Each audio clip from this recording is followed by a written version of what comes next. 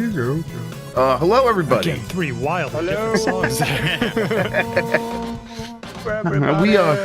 We're gonna start a podcast here pretty soon. I gotta get music, I gotta tweet, all that kind of stuff, and then we got a podcast.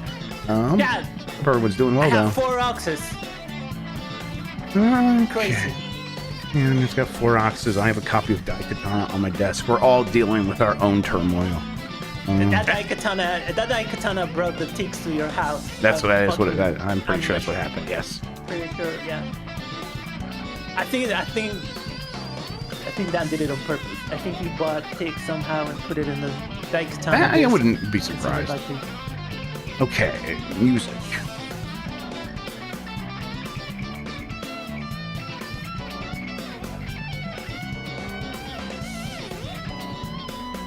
Tweet. Oh, Mike doesn't know. Oh, I should remember something that happened some Jumbo. The Mike doesn't know about Dan and his classes. Oh yeah. We'll find a reason to talk about that eventually. We need to expose you to that story. Oh, good. It's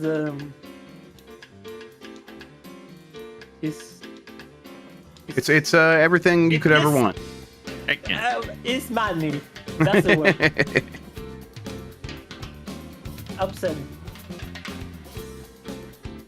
All right, I'm just doing an extra thing, so it's gonna take an extra second here. Jesus fucking Christ. Hallmark has a fucking Galaxy Quest ship ornament coming out this Christmas. Oh. So I'm fucking stoked. Is it up for pre-order? It's one of the October releases, so it's a little bit later than like some of them. Okay. You better get that shit. I'm getting that shit. You had to get that shit. Well, I'm getting it. Yeah, I'll send you the link right now. Oh my god, it's so and you fucking expensive. hot. Big Bacalar paid for it. Yeah, probably. There it is. Oh, it's beautiful, Jeff. Okay. Oh my I'm god. very excited. God, I love that movie. Yes, one of my absolute favorites. Oh. You watched Dune 2? Yeah. I saw it in the theater by myself at like 10:30 p.m. Yeah, you talked to him about it. You were very excited when he did. Talk about it. Yeah, totally. Yeah. Okay. Mike, what the hell is this tweet? What? Oh, Sean Johnson found a bunch of PS1 loading screens. There's an Armika one I could send you. I bet you'll like that. Oh, okay. Yeah, I didn't take long. DMs later, yeah. Got him on your side real quick with that one. You know how you speak Sean, apparently. You speak dude. That's what Dude speaks dude. Okay. I am getting pretty close here. Let's see here. Let's test out the music. There you go, Sean. You could probably find a use for that. Oh, gross. Oh, Yeah, she's drinking milk too. Oh, gross. Oh, perfection. Let's What are you go. talking about? I've seen this one before. You guys hear It's that? probably Alpha 2 or something. Yeah. Yeah, Chat. we can hear that. They heard Yeah. that. Okay. yeah, I've And then seen I this don't one. think I actually tweeted. Let me do that. Oh, hi, Chris Pratt. Christian. Chris Chan. Oh, he didn't pay money. Don't fucking respond if Chris Pratt doesn't pay money. He's Chris Pratt. It's true. It's the Chris Pratt. Yeah. I mean, there's no other explanation. No.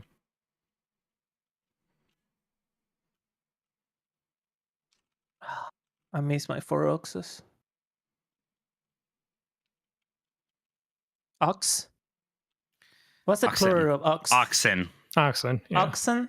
Yeah, it's one of the weird, confusing ones. It's like the standard bearer for why our plural system oxide? is shit. Yeah. I love my 4 oxen. Man, this Marvel Infinite Cell shading keeps looking Looks so better. good. Oh, So good. shit. I'm gonna play the hell out of that one. You're not allowed. You don't like Absolutely. mods.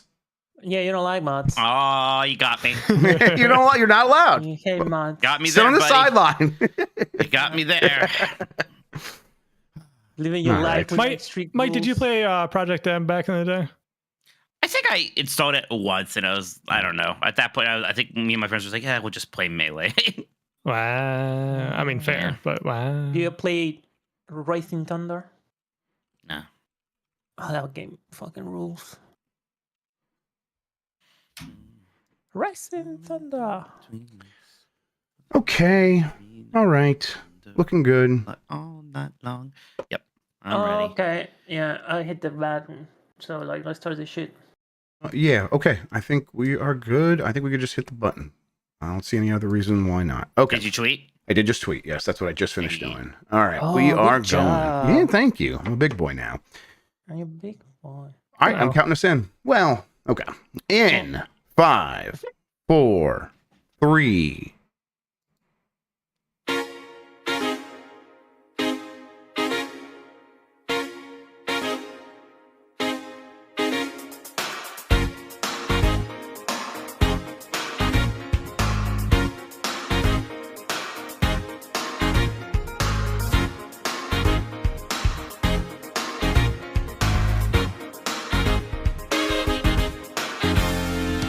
It's the internet. You're busy. Let's do this. Welcome to the Game Mess Decides podcast. This is the podcast where we decide everything about the world of games so you never have to think for yourself.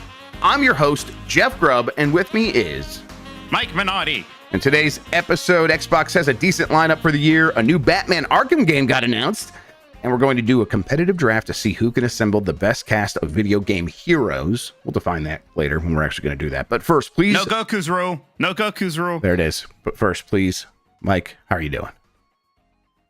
I'm okay. I didn't sleep well last night, and then I had to try to catch up on sleep later, and then I slept past the Game Mess Game Club discussions. I had to reschedule that. I'm sorry, everybody, but otherwise, I'm doing good. The weekend's here. That's nice. I gotta be careful. Somebody me with the internet comments. Somebody complained once that when people ask each other how they're doing, people complain too much about their lives. I'm great, actually. I'm real happy. Aside from this one complaint about the one thing that went wrong, please don't be mad at me. I've never felt sad ever, and you shouldn't either. Don't worry. Yeah. Everything's No good. bads.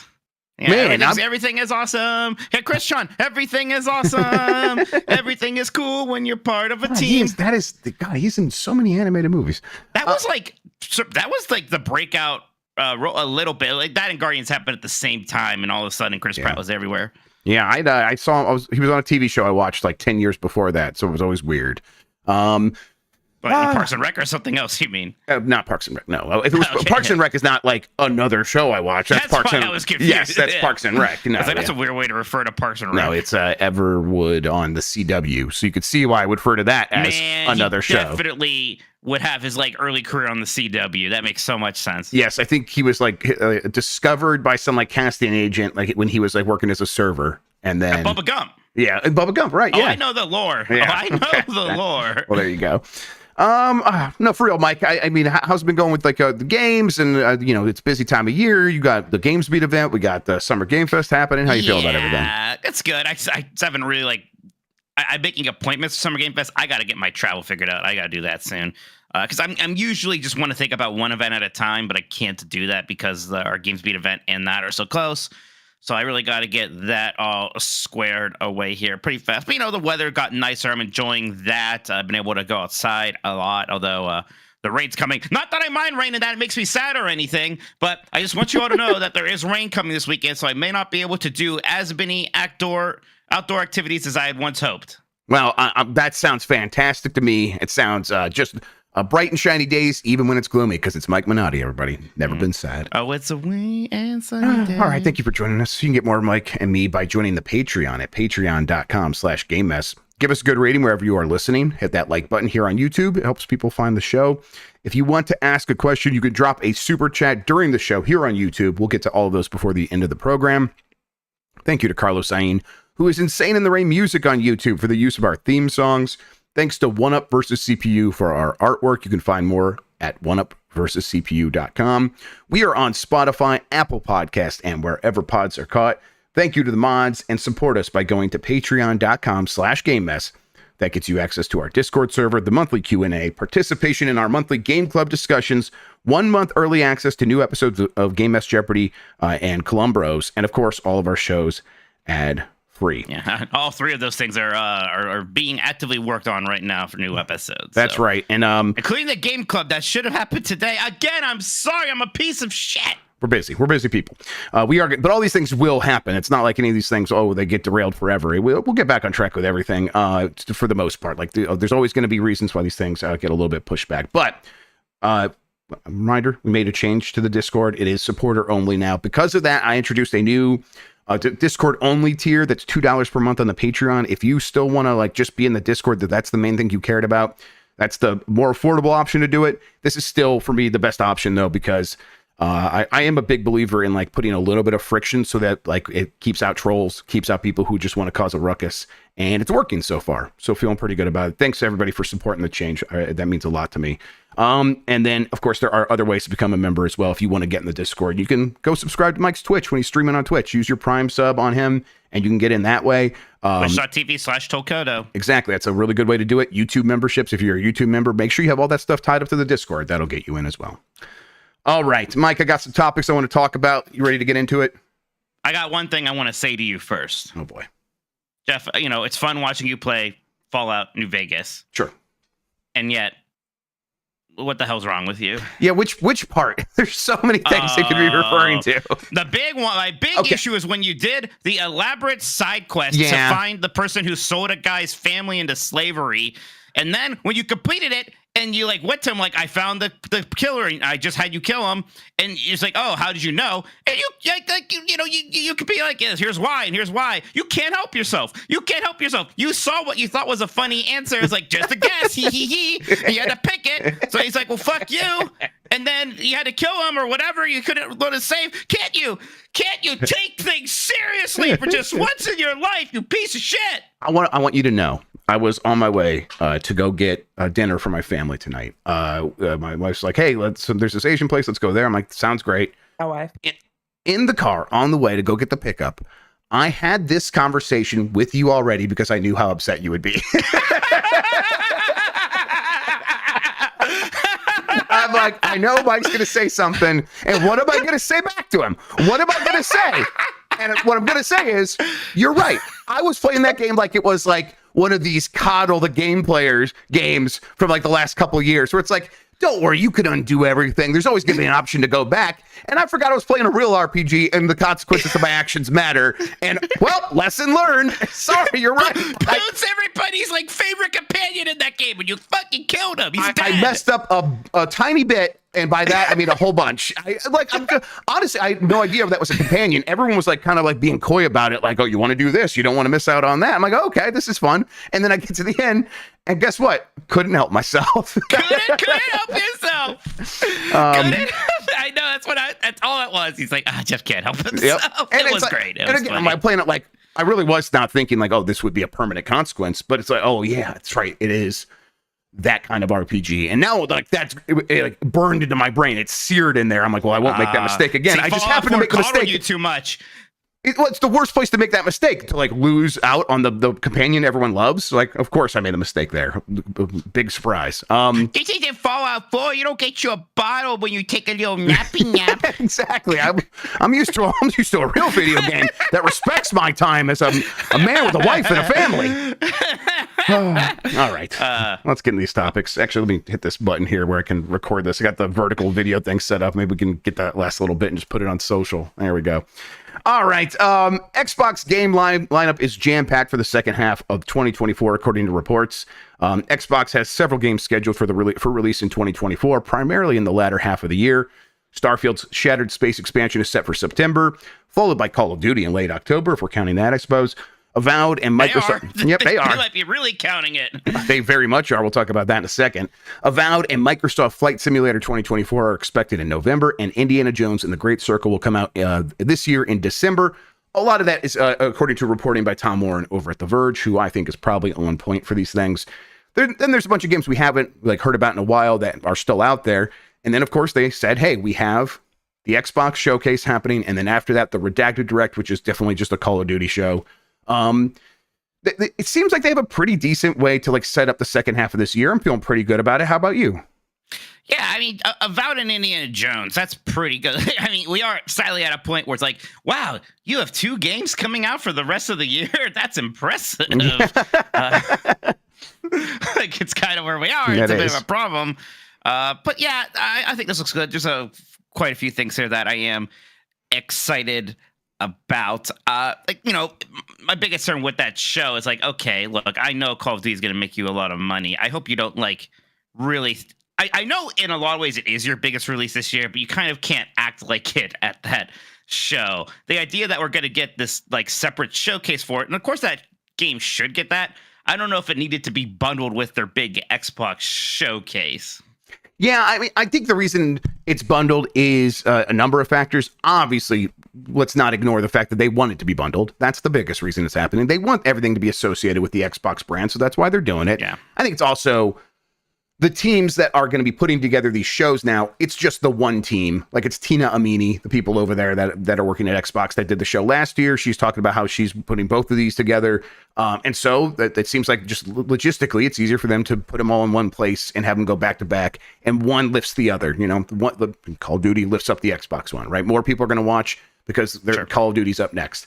So I think there's just a bunch of factors in play there that made this make sense. And yet I think you're right about the optics. It makes it look like we're going to get to this show, and if we get through a pretty decent show for Xbox, and then it is an hour of Call of Duty and they do a 25-minute gameplay segment like they are wont to do over there at these Activision studios, people are going to come out of that being like, that sucked, that was cold and boring, and why did they do this? And they're going to stop talking about the Xbox stuff, and they're going to talk about how bored they were by the redacted direct, this thing that they're kind of making seem like it has some mystique about it, and no one is surprised.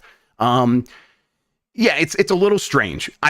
My hope is that they find a way to make it feel really delineated, and they have enough surprises and enough pizzazz in the main Xbox show that it doesn't really distract whenever we get to whatever they're doing with Call of Duty.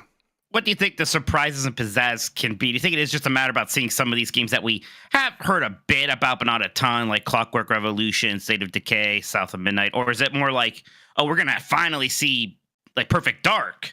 Or we're going to, get Gears 6 announced or something brand new. Should we be expecting that kind of caliber of surprises?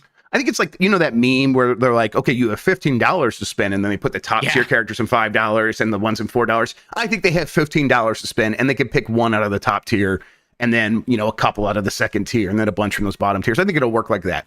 One of those top tier games, probably not Perfect Dark, but maybe one of close to that. Even if that's Fable, a couple of these other ones, they can pick one of those, maybe really promote that. Have all these other games that we know are coming, get like a little bit more footage, and then announce like Gears of War, right? That's a pretty big one as well. That makes sense. Yeah, I think that it like would be a pretty decent show on its own, even if they don't have a ton of surprises that we like just plain don't know about at all.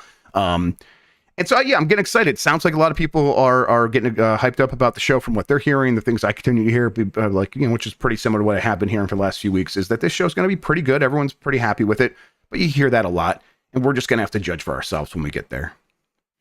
What do you think is going to happen with Fable here? It's a game that didn't exactly have a showing that completely wowed people last time. Is it going to even be here? Are we going to see something substantial? Or is it going to be something pretty teasery? Are they going to make the main character even more ugly? Because that would be good. Make her just even uglier. I hope she takes a potion and it's like a beautifying potion in the trailer and it makes her even uglier. That'd be the best. Right. For Fable, I think what they should do is, because I remember Phil on the couch being like, why does no one think it's gameplay?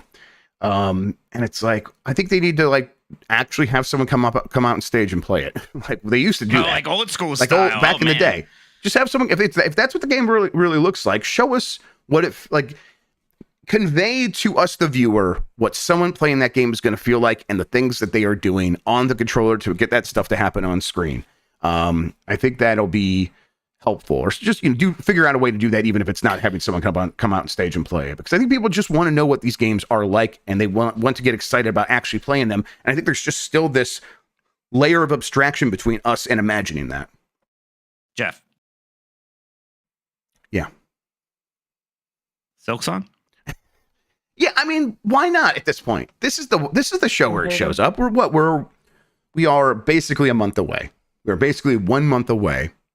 Where else could it show up before then? I suppose the Summer Game Fest proper, but Summer Game Fest seems proper. Like a better fit. There is like a PlayStation thing happening. It's probably not going to be there, but that's one place. Fucking the Nintendo World Championships, Pyoro's Nintendo World Championships. Maybe it shows up there.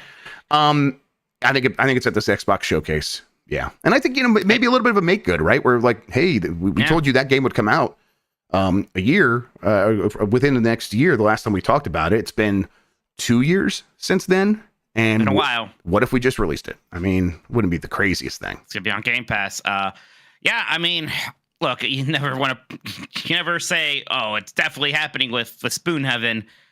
This is as good a chance as we have had in a long time. Like the way you were like trying to get the confidence up with the last thing, I can't remember what the Nintendo Indie World.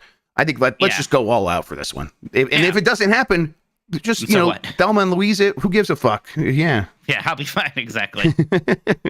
All right. There's a new Batman Arkham game, Batman Arkham Shadow. It has been announced and it's coming exclusively to the Meta Quest 3. Batman Arkham Shadow, a new virtual reality game set in the Batman Arkham universe, was recently unveiled for MetaQuest 3. Camouflage, which is the studio behind Republic, which is like an early Kickstarter game. Republic, yeah. It's that game where like you like have the camera and you, I think you're controlling the woman by looking through the closed circuit computer or television system. And it was like, it was weird. It was like episodic and all this stuff. It was episodic. It was that period of time. Right. And I think it was like one of the people that worked on it was someone that had worked with Kojima. And before that, they worked with like GameSpot, I think. And then they made Iron Man VR, which a lot of people seem to like. I never played it. Right. Now they are making Batman Arkham Shadow. That's the name. And this is weird because Batman Arkham is in such a weird place overall. And these are the scraps that those fans are getting, is what it feels like. Now, I don't hate the idea of a Batman VR game, but we did have one already, and we're doing another one. I guess probably what happened here is they looked at like sales numbers historically of VR games, and I bet that Batman Arkham Experience or whatever Batman Experience, just Arkham VR. Arkham VR, thank you. I bet that was one of the best selling games on VR, and that made it easier to get this one green-lighted. And that's all that this is. Greenlit, but yeah. No, greenlit. No, it's not. You're right. Actually, I immediately forgive me. Yeah, but Arkham VR was made by Rocksteady. Yeah, right. So I think that's like why there's a lot of legitimacy behind that. And no offense to this developer, but they are just kind of being thrown at this Batman Arkham IP, which worked out before. I know people were rough on Origins when it first came out, and now a lot of people seem much kinder to that. And obviously Rocksteady is busy, but Rocksteady shouldn't have been busy with Suicide Squad. It's kind of the thing here. I mean, sure, why not? Let's do this weird VR game. Batman fights a bunch of rats, apparently. That's fine. It is better than mosquitoes, I'll say. There you go. Yeah, it could be mosquitoes and frogs. Yeah. I do find interesting. This is not coming to PSVR 2. This is just MetaQuest 3. MetaQuest 3 may as well be VR almost at this point, huh? Yeah, it's it feels like that is the addressable market for that thing. And MetaQuest 3 continues to be a headset I really like. I enjoy using it. I use it frequently, mostly to like consume media or things like that, or to play like Steam games for streaming for my PC. But I'll play a VR game, sure. This just feel. I guess if I were to give this a silver lining or to like give it a positive spin, it's like, well, at least they're saying the Arkham like universe is a thing they want to keep going and they're continuing to invest in. But it doesn't feel great. I think if you're a huge fan of this series and you just dealt with Suicide Squad and now you have this thing in front of you, it's like, man, what are we doing here? Isn't Suicide Squad spoilers, and I didn't beat the game, but I did hear this. Isn't Batman dead now? Yeah, I thought so. Yeah, I mean, did he come back to life? He's dead. Yeah, Batman is dead in multiple universes now. So I mean, hey, look, again, it's the fucking franchise with the Lazarus Pit, right? Or it could be set before the events of Suicide Squad, whatever. But sure, why not? Then we got the April 2024 Circana report, and by April I mean March. I copied this from my thing where I wrote April. The March 2024 Circana report. Overall, like sales were like up a little bit, but that was almost entirely due to mobile. Video game hardware was down 32%. And here's the notable thing. People are like, hey, that's the Xbox, right? The Xbox is dragging everything now. PlayStation 5 was doing fine. Xbox, PlayStation 5, and Switch were all down at least 30% year over year, each and every platform. Hardware sales are, at least for this month, tanking across the board. Now, Xbox is still in a much worse situation because that's the second year in a row where that's happened. But the specifics of like who is selling what really doesn't matter to most game makers because most game makers put their stuff out in as many places as possible. A number that says they are selling 32% fewer pieces of hardware this year, or making 32% less money, whatever. It doesn't really matter. They're selling less hardware this year than they were last year. The people who make games see that and panic, and then we get fewer games. That this is the entire story right here, is that there's just this pause in the overall spending and growth of the traditional console space, and these companies don't seem to have an answer for it. And, you know, I guess the real answer from PlayStation is PS5 Pro coming out this year. I think that will make some waves but it's going to be the same audience that bought a PS5 in the first year. So it's not really, is that really growth? It is a little bit, because those people sell their old PS5s. They sell them back to GameStop. They give them to a friend, they give them to a cousin, a nephew, things like that. It does happen. But it's a little bit slower growth than you would expect otherwise. How are you feeling after this report? And I mean, a PlayStation 5 Pro is not going to solve the problem of software, right? And especially the first party front. I mean, games do drive the sale of hardware, and for the PlayStation 5 so far this year, like the biggest games, you know, Final Fantasy 7 Rebirth, I love it, and we're all speculating wildly on how well it's doing. It's clearly not doing gangbusters. It's clearly not selling as much as Remake, which itself wasn't some giant success. And then, you know, Helldivers 2 is a huge success, and that's great. And it's great that it's on PC, but a lot of people are playing it on PC. They don't have to go and buy a PlayStation. So, you know, we're just so clearly in this transition period, and a lot of people are freaked out by it. They don't know exactly what the future is. Again, we should be in kind of high times for these consoles 4 years in, and instead it feels like this absolute slowdown pause. You know, at least, you know, on the Xbox side, as bad things have, we know the big games that they do have coming out, and they have the similar problems where these games are available on other platforms, at least PC and maybe PlayStation. Yep. So yeah, you know, it's not great news. I mean, look, when the Switch 2 comes out, that alone will boost up overall hardware sales a lot. It's going to hurt until we get there, right? I think it's something that a lot of people overlooked when the Switch 2 was delayed from this year. It's not just a matter of like, oh gosh, well, we have to wait a little bit. That's okay. It is a little scary for the industry as a whole. It's scary because it's like, yeah, the industry sort of does need these huge tentpoles to hold everything else up. They need the Switch, you know, Switch 2 at this point, and they need GTA 6. I think GTA 6 comes out, and a lot of these console sale problems disappear, even for Xbox. I think Xbox will sell pretty well when that thing comes out. But PlayStation especially will sell very well once GTA 6 is here. But that's still a ways off. Like, we're talking at least, right, maybe an entire calendar year before that comes out. But then, once that's out, it's like, okay, so what? You're gonna wait 8-9 years for Red Dead 3, which will be like half of a GTA, and that's pretty good. And then another 10 years for GTA 7. Again, and that's operating under the assumption that everything goes peachy with GTA 6, and there's no issues out of the gate for that. Which these days you don't know. I mean, they'll do everything in their power, but that's not enough always. There's a lot of challenges right now in the video game world, and one of the absolute big ones is we got to find a way to make these big, impactful games in cycles that don't last 7-8 years. Yeah, about Final Fantasy 7 Rebirth. Let's see, Matt Piscatella did mention that it is the 14th best-selling Final Fantasy release in lifetime dollar sales, and that's lifetime dollar sales. But 15 is first all-time, followed by Final Fantasy 7 Remake and the original Final Fantasy 7. And then he also said somewhere else that someone asked about, how did it compare to 16? It's like, it is, Stephen Totillo asked him about this. And he's like, here's what I could say is that Final Fantasy 7 Rebirth versus Final Fantasy 16, Rebirth is like it's a double-digit percentage drop from what 16 did. So it's like, did 16 poison the well a little bit? Obviously, some people are like, I'm waiting for the end of this trilogy. There's a bunch of factors that have caused some issues there. And then that leads into what's happening with Square Enix this week, where they're talking about spending or winding down a bunch of games.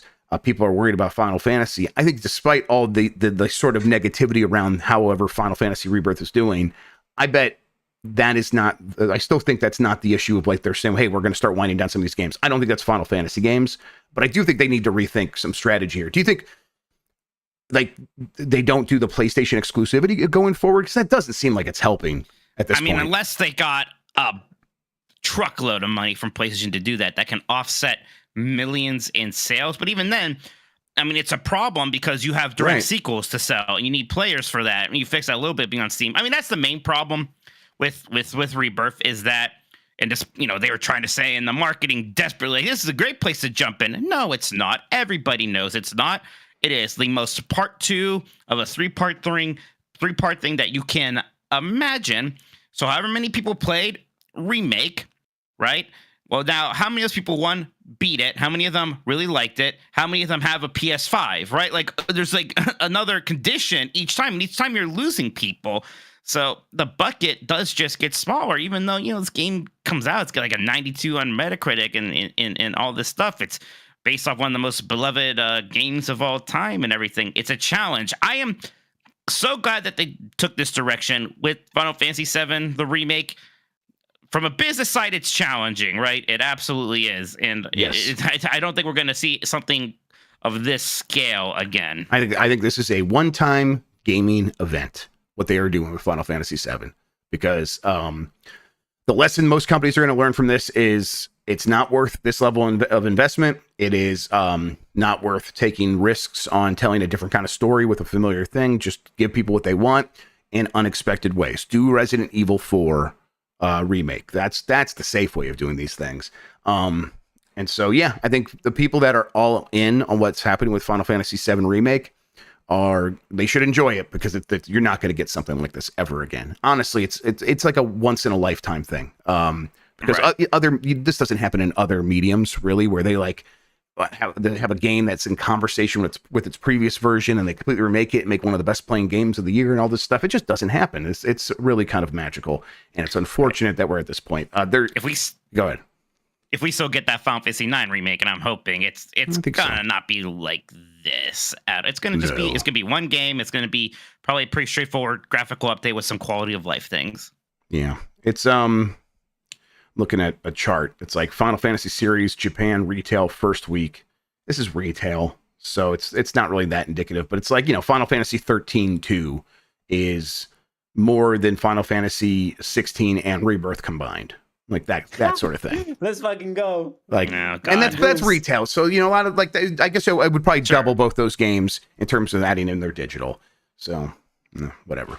All right. Did I have anything else I wanted to talk about here? I can't remember. Let me get down the bottom. The Game Mess calendar. Circana? Anything else from Circana you want to talk about?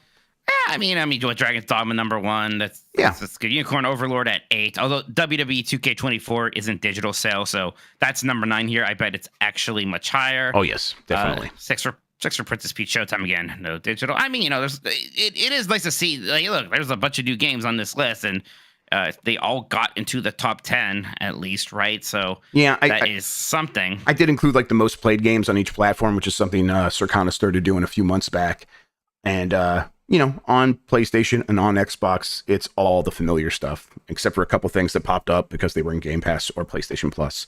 Oop, hit the wrong button.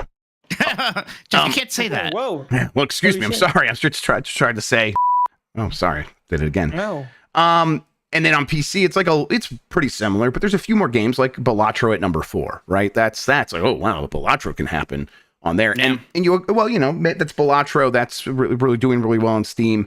A game like Unicorn Overlord did make the top 10 on Switch, and it did make the top 10 on for games sold on PlayStation or Xbox, which I think it's available on both. So it's like, okay, you know, games like that, like getting completely ignored by these audiences, it's just going to reinforce these kinds of things where for one, they're going to wait for the Switch 2, and two, like the audiences that are on these consoles are playing the games that they feel are safe, and they're spending more and more time playing Fortnite and Call of Duty and Grand Theft Auto 5. And why would you take any risks at this point? All right. Yes, the little bit of info here about the Game Mess calendar. Yes, shout out to Victor and the Discord who helped piece this together. I got a few extra things in here. May 4th is the Game Music Fest, which will feature music from Baldur's Gate 3 and The Last of Us. May 25th is the Indie Live Expo. There is a PlayStation event or stream in May, and that's for me. June 6th is the Guerrilla Showcase, or Guerrilla Collective Showcase. June 7th is Summer Game Fest. Also on June 7th is the Accessibility Summer Showcase. Then June 7th through 9th is IGN Live, which is like their, are you aware of IGN Live? Yeah, I remember IGN Live. Yeah. Like it's like them going for their own summer games fest sort of thing. And I always like kind of forget about it. I'm interested to see what they're able to pull off this year. June 8th is the Future Games Show. June 9th is the Xbox Showcase and the Redacted Direct. June 9th is also the PC Gaming Showcase. Then June 10th, we get Ubisoft Forward. And June 19th through the 21st is EVO. And then Gamescom, of course, as always, in August, the 21st through the 25th. So it's pretty similar to what we've had for the last couple of years. Mostly last year looked a lot like this. The one thing that's missing is the Nintendo Direct. Who knows at this point? Who knows? I definitely don't. I'm hopeful, but who knows? All right, Mike. What do you think Piora was going for with that Nintendo World Championship tweet? If people don't know, Piora, the Nintendo leaker, just tweeted a picture of the great cartridge for the Nintendo World Championship, the rare cart. And there's a bunch of text on there, and there are like switches even on that thing, apparently, right, or something like that. Any idea what he's going for in that one? No, but I have a guess, and it's that the Nintendo World Championship ROM will go into NES for Nintendo Switch Online. That's what I think. That'd be neat. I think that's great. Yeah. I mean, the biggest challenge is that Rad Racer is, owned by Square Enix, but they can play ball. Yep. Quick question for you guys. Do you remember that they just straight up brought back the Nintendo World Championships? It was like it was like a decade ago. What if it's just that? What they're doing? It could be that as well. Yes. Yes, totally. But usually, like when they did it last time, because they had usually when they do that, they have some kind of new game with like big competitive component to kind of tie into it. Right. Was Mario Maker for that one? There's like Smash Ultimate when that first came out. I think there was something like that. Maybe one of the Splatoons even. I forget. But like there's something. And right now there's nothing in terms of like some big new multiplayer game. Like Luigi's Mansion 2 probably has a multiplayer mode. So I don't know. Was the Nintendo World Championships at E3? I think they definitely piggybacked it off of something. Because I believe it was at E3. Yes. I remember sitting in an auditorium when I had a little bit of time and went over and watched some of the Nintendo World Championships Super Mario Maker levels and being like, "This is great. This is really awesome." And the only reason I could think that would happen is if I was at E3.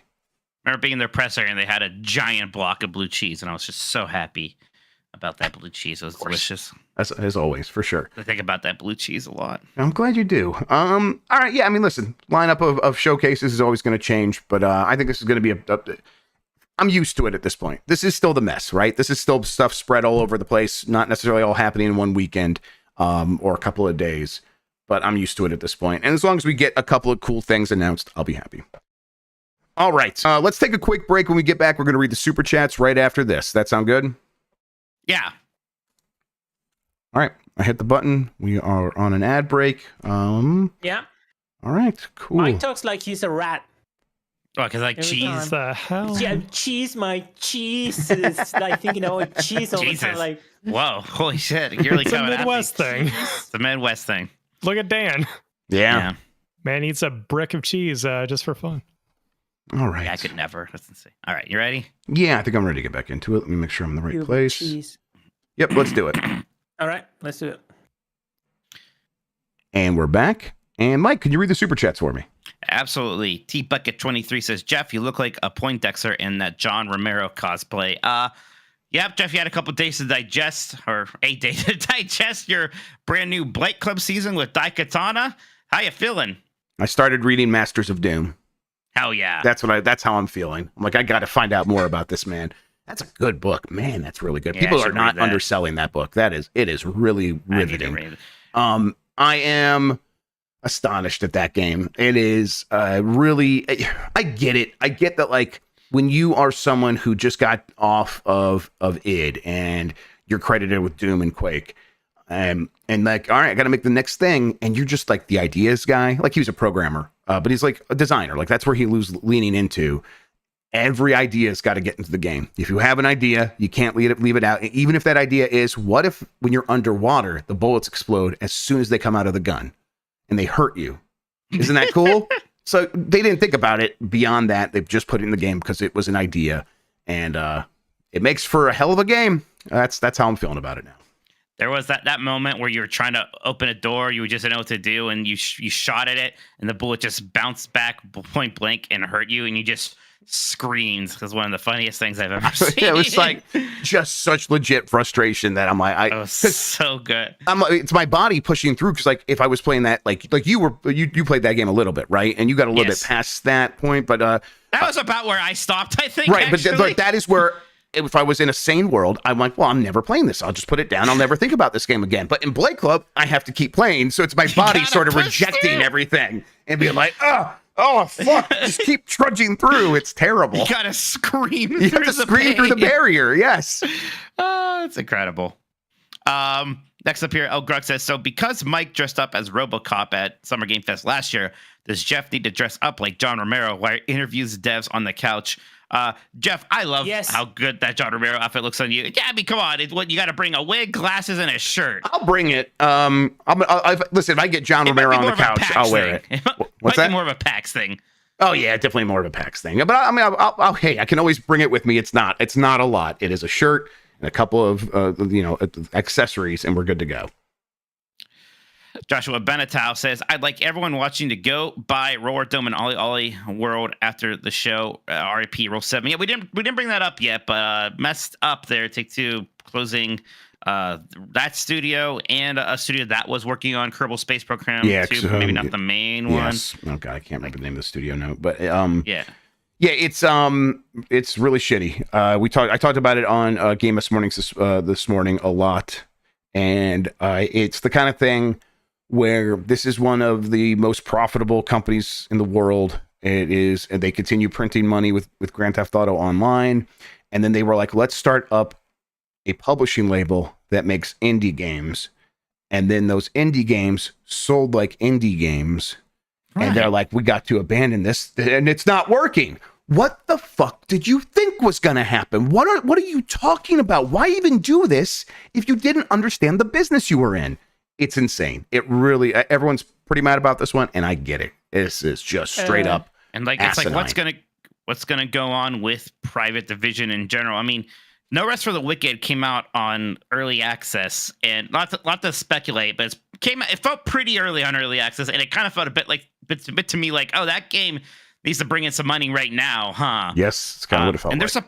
And they're supposed to be publishing a Game Freak game in the future too. They just did Penny's Big Breakaway. That was them. So the people doing Kerbal Space Program 2 is Intercept Games. Intercept Games. Thank you. Yes. Yes. Oh, it's a good name for a developer. Yes, and so it was them and a Star Theory Games. There were two studios, and like one of them's gone now. So like, I guess they're still working on it, but I don't know. Kerbal Space Program 2 seems like it never really. I was going to say take off. Excuse me. That game has mostly negative reviews. It's getting lambasted right now because they're like, they fired the people that are working on this game. They're not going to improve it. Don't buy it. And it's like, yeah, hell yeah, get them. What is going on with like sim games and their sequels just really struggling? Like that, Cities Skylines 2. City Skylines 2. Like these things are just having a tough time out there. Yeah, wasn't there another one recently that was like completely fell apart? Yeah, I mean, I think it's tough because I think they're like, well, we've had 10 years of building on the last thing. Now we're going to start over with like kind of from scratch and go into early access again and have a comparison point to a game that had so much content. It's like such a hard thing to pull off. And it's not like it used to be where it's like, well, it's been like 8 years. The sequel is just going to inherently be better and appealing to people. Right. It doesn't work like that anymore. No, people like what they like. Another big example of that, right? Oh, yeah, exactly. I think it's just going to, maybe one of the challenges with this live service idea broadly, which, a lot of these games aren't necessarily live service, but they were updated constantly to the point where they might as well have been live service games. At a certain point, people like make it their hobby, and you're asking them to adopt a new hobby that you were dictating to them. You're asking them to play golf too instead of golf. Exactly, and it doesn't work that way. Zoomer says, for the record, IGN loves Stellar Blade, and Xbox has considered every game for PS5 for years. Also, Turbo's the most charming person on Game S. Don't let it go to your head, Sean. No, great job, Sean. We should say real quick, I know Jez has been, Jez Corden just mentioned on his Discord about how he thinks pretty much every Xbox game will go on PlayStation. A lot of people ran with that as some kind of scoop, and it is not, right? That was just Jez speculating on things. Yeah, in his own Discord and stuff like that. And I mean, I'm with him on that speculation, though. Right. Oh yeah, you were when people yelled at you because you thought you heard like Gears of War might come over, and right. I heard that they talked about Gears of War, which they did. Yes, of course they had, and it was a more serious conversation than just like, hey, what if? It's like, no, it was a real conversation. Adam Wilson says, hey, beef boys and cheddar men. Thank you, Adam, being a Lincoln member for 19 months. Appreciate it. Alex says, thanks for Daikatana. When Jeff shot at a wall and screamed so loud that the sound cut out, I lost my mind. The flu sound, it was pretty good too. That was the closest I came to almost passing out from laughing so hard. It's really good as is without the sound because Mike's laughter is really funny there. You could tell he's losing his mind too. Like, yeah, it's really great. I just to hear you absolutely. It was. I think it was a bellowing. It was a guttural bellow where my body just like burst out of itself. I couldn't control it. That's why. It was literally like the tea kettle just like popping off. It was like a cartoon tea kettle. I knew that's exactly what it was, and I just lost it. Willow Davis says, one day you're an Uber driver. One day you drive Princess Daisy and she leaves her gym bag in your car. What would you do? Please answer for your co-host. I think that Jeff would send her a message through the Uber app that she left something in their car and that the police come get it so that I can go and pick up the next driver. What would I do, Jeff? Mike would notice right away. And he would see her and she'd be walking down the street and he'd have to it would take like a minute to catch up with her and like get back in the car and catch her. And he would hand it to her. But when he was handing it to her, and he didn't do this, but when he handed it to her, he wouldn't be able to say, I didn't smell your clothes. It would just come out. And he didn't. He didn't do that. But he would say it out loud and that would make it weird. That's some George Costanza shit. Damn it. I'm canceling now. Senior Bean says, stop calling it the Roger Ally, Jeff. Me and Mike are Rog Hogs. Roll out. I love this. The Rog Hogs. Roll out, Rog Hogs. Listen, Rog Hogs is very good. You got me on the Rog Hogs train right away. Oh, God, I love that. Thank you. Thank you, Senior Bean. The Entire Wolf says, hype check for Elden Ring DLC. Yeah, I am pretty excited for that. You know, I know a lot of people, including my brother, who like made multiple characters, or like played the game multiple times. I played it the one time and had a great experience and did pretty much everything I wanted to do. So I probably will just like play with that character in the DLC once and have a great time. I am excited. Plus, you know, it is exciting. Like, okay, hey, when that happens, then it's like, well, what's the next thing gonna be, right? Even though I'm not going to be shocked at all if the next thing is just Elden Ring 2. You kind of can't blame them for that. No, yeah. I'm very excited. It's the kind of thing where it's like I'm not keeping it actively in the front of my brain, and that's a good thing because when it comes and it surprises me and takes over the year, I'll be very happy. Next one is Edgar Marino, who says, what does Christian think of the Akuma trailer? Oh, it's pretty good. I'm pretty excited, also kind of terrified, but I'm an Akuma lover. I love Akuma. It's always been one of my favorite characters. But yeah, he's terrifying. Like, seeing other people doing shenanigans with like demon flip and like left, right, down, high mix-ups and shit. That shit's gonna be fucking fucked up. For sure.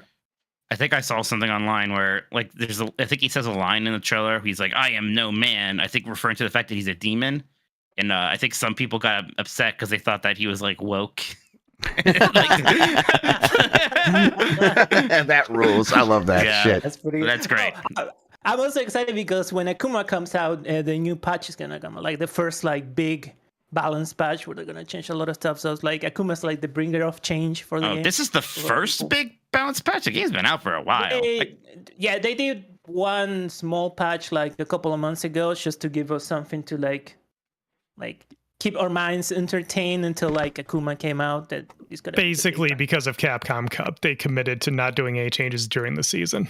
Yeah, I personally I really like they do like really long times without patches. So it's just like how good is that Marvel vs. Capcom Infinite cell shading mod? And good on Maximilian. Good on Maximilian, dude. All these other some of these other people who become rich from Twitch, rich from Twitch, become such assholes. And Maximilian dude's like, I'm gonna spend my money commissioning the mods that I want for cool fighting games. So Maximilian is good. Fuck yeah. Yeah. All right, Jeff, we're done talking about fighting games. You can stop learning about Daikatana. Okay, thank you. So you like fighting games, man? I do like fighting games. I didn't feel included, so I was reading my Daikatana manual. Leaky Hum says, who gives AF? Play them on PS5. Phil killed Xbox. I don't remember exactly what this is a reference to, but play video games wherever you want. Yeah, it's yeah. I don't care. Yeah, you're right. Who cares? You true. got it. You got it one. I mean, yeah. Carlos Lopes. I remember Carlos Lopes says, have you seen the upcoming AMD APUs? Top SKU will be like a 4070. That gives me hope for an Xbox handheld. Will they get the software/system right? I mean, I think they'll get the software/system right eventually for an Xbox handheld, and I'm not worried about the AMD APUs being an issue anymore. They do seem really promising. That is, they're doing some good work over there. I do think I saw that AMD also graphic card sales also down. Graphic cards and they're like also talking about consoles, right? Because they supply Xbox and PlayStation, and they're like, yo, what the hell? This sucks. Like, yeah, sorry. Yeah. Well, David says, we know you go into VR to visit your anime waifu. Yeah? What about it? Yeah. What's your anime waifu? I remember like I'll watch Cowboy Bebop's Faye Valentine's like wearing short shorts and stuff like that. Yeah. Like, look, obviously very attractive with the smoking. It's just like yeah, I do think by the end of the show I was like, that's not my waifu. Hashtag not my waifu. That first lady from the first episode, Cowboy Bebop, that she's on the bar. Yeah, that's itch on my brain. Yeah, that's a pretty lady. Yep. How about Aisha Clan, Sean? Sean knows. What? Aisha Clan from Outlaw Star. I don't know. She's like a cat lady. I thought you would like her. Oh, Outlaw Star is like literally next on my backlog of classic anime I watch. Yeah. So get back to me in like a month or two. They show her nipples in the one episode. Oh, I'm aware. Wilma is my waifu. Oh, come on, Betty. Jesus. Give me Wilma. Wilma. Although Judy Jetson. Wait. That's the child. What's the adult? Not the child, the teenager. Jane. All right, let me just capture that real quick. Oh my God, yeah, here we go. They're both J's. All right, save. I just keep almost getting myself canceled. I just really imbalanced. Did you watch Dump Truck today? You're senile now. What the fuck is happening? Did you watch Dump Truck today? I missed the first part of Dump Truck. Okay, Why? well, just because I talked about a bomb being on a plane a bunch, so I'll be canceled with you. that up again. Yeah. Yes, I did see that. Yep. Don't worry. I love. That's such a Grubb moment. It's just like, yeah, it's just gonna talk about bomb. Well, I mean, that's a fun statistical joke, you know. Statistic jokes. Everyone loves them. Ariel Delgado says, Mike, why is the magic carpet so scuffed looking in Aladdin 2? The Return of Jafar. Well, I imagine that's just an issue with the animation quality in general. If you listen to my 90s Disney episode on The Return of Jafar, you'll learn about the two sort of different studios, not the main Disney animation studio that worked on that. And one was kind of did lesser work than the other. So maybe they were responsible for the carpet's design. Burrito says, Grubb, having a lot of fun watching you rage in Grubb Katana. As a personal take solace in cosplaying as one of the more handsome devs in the industry. Romero's always got style. I like him a lot. He's a real character in this Masters of Doom, so I'm enjoying it. What was the other name? Daiga Grubba? Yeah, the other equivalently good name. Yeah. Yeah, Dan was like, it's like Daiga Grubba, right? Oh, it obviously is. I'll just go forward. I was like, wait, no. I feel like if you're gonna go with the bad name joke, you should probably pick the worst name. So there's an argument there. You're not wrong. That's fair. True Nerd says, inside me there are two wolves. One who was disgusted by Mike's cruel betrayal and bullying of Jeff yesterday at Blake Club, and the other who thought that shit was extremely funny. Get his ass, Mike. I mean, you called it. It was revenge for the Helldivers. Also, it was one moment. It was also 1,000,000% the right call. That door, I was not going to go through it until the door stopped being red. So what would have happened is I would have played the game, and then we would have been like, what happens when you hit that door? And then you could have told us your story. It's way better for everyone just to see it and have a terrible thing happen. I'm already dying 50 times. Who gives a shit? And you had already fallen down and found that cave. I never knew that was down there. When I looked down there, I saw nothing but green water. So I was like, obviously the only thing for me to do is to go through this door. Why would there be a door here? And it just gave me a shield. It's like, you got the mega shield. First time I got that, I was like, okay, maybe I can go through the door now. Nope. Yep. Yeah, it was an incredible moment. I'm glad it happened. R Truth says, hey, Pat, Rick, Rob, and Zach, what's up? hear me stand up and say what's up. I missed Waypoint, but I'm glad you all created Remop. It's really funny because it's Pat, Rick, Rob, and Zach. So Patrick and Rob Zachney. That's very good. Jesus, our truth. Thank I you, love our you. truth. Mikey O'Leary says, heads up, you all. Game Pass Ultimate Perks have 3 months of YouTube Premium for free right now. Just looking out for you. Thank you. I'm on a family plan for YouTube. I'll have to let my brother know. I pay for the YouTube Premium anyhow, but good to know. Let everybody else know as well. Yeah, I do pay for that. I watch so much YouTube. I absolutely need to be paying. Yeah, for and YouTube. the kids started getting on YouTube again, and it's like, I don't want them getting ads. So yeah, it's worth it. Then thank you, Isaac Spencer, for joining our Lincoln tier. Thank That's you. it for the super chats, Jeff. Hold up. I have a few that YouTube did not show for some reason on that page, Mike. Oh, weird. That's the last one for me as well. Yeah, it's you can see it if you go stream elements, or I have them pulled up here if you just want me to get them real quick. Go for it then. Yep, please. Okay, from Shabankar Parijat, I'm so sorry. Will we finally see Perfect Dark gameplay? Oh, I did see that. I read that one when it showed up in the chat. I don't know why it's not showing up. Okay, well, YouTube's shit in the bed again. Funding. Sorry about that. I'm gonna be optimistic and say yes. I'm hopeful. I think it's been enough time that they should have gameplay ready to show for that game. And yet, for some reason, I just don't feel that in my heart. I get it. It's weird because, like, I'm gonna always feel like that until I see that game, and yet, and there's a weird part of me that's like, is that game ever coming out? I get it. For real, it's been so long, and they barely have shown anything about it. So why wouldn't you feel that way? And it's been like, first it was supposed to be like the quadruple A game that they then had to bring in help to work on it, and the help came from Crystal Dynamics, which is embrace/unembrace. Where's Crystal Dynamics now? I can't They are even still remember. embraced. Are they friends? They're one of the friends of Middle Earth Enterprises. Yeah, okay, a friend of Middle Earth, cool. But they're also working on a Lara Croft game for Amazon. There's just, and like the last time there was a good Perfect Dark game was on the N64. So there's just a lot about Perfect Dark that makes me lack confidence. Same. Okay, next up from Ali Miracle, a friend here in Vegas lost their lead QA at PD. They were told to move to 2K proper or no severance, 2K being contracted, and forced office work. Word is that project division is dissolved. Fuck Take-Two.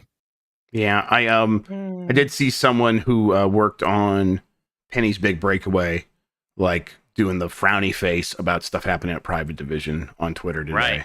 And again, like, man, what's going to happen to those games will probably just shift over to 2K like nothing happened. All right. And it's just dumb Weird. as hell. It's so dumb. Yep. And then lastly, Mr. Miracle said on today's VGC podcast, Andy Robinson said Microsoft will announce the next batch of games to PlayStation soon. Can we expect it at the June show?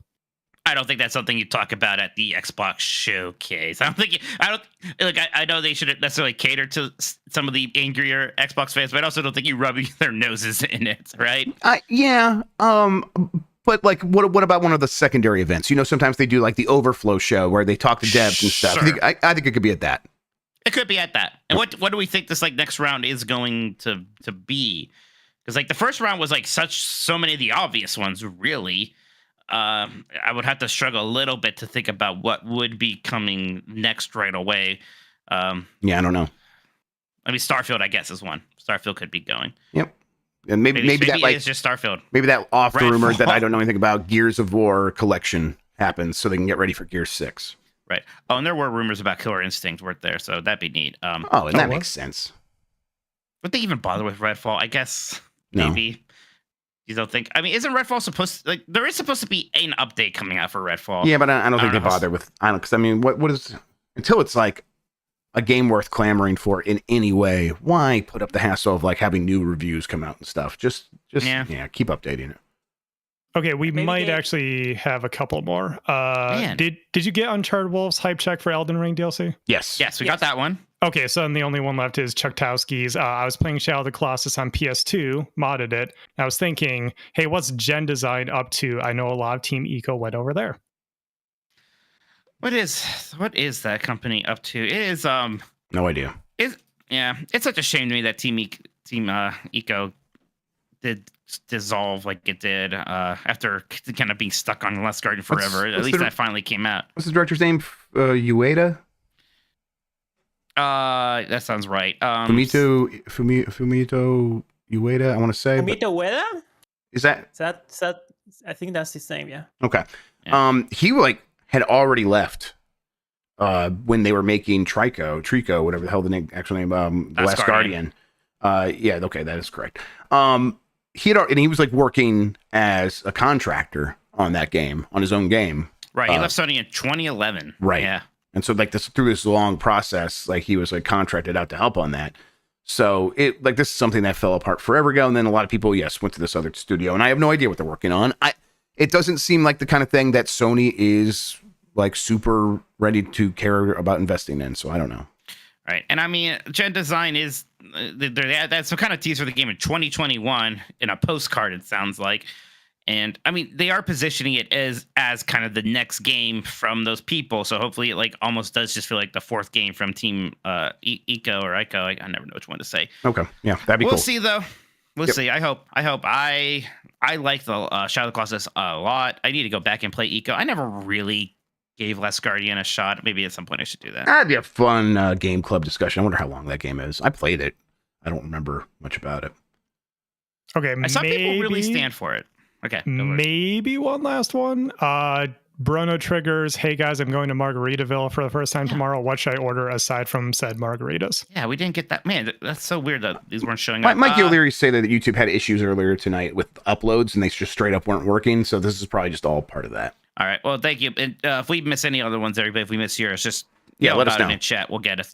I like there's a couple different margaritas there. Just pick one. There's what is it called? The perfect margarita, or the top shelf margarita. It's one with slightly nicer ingredients.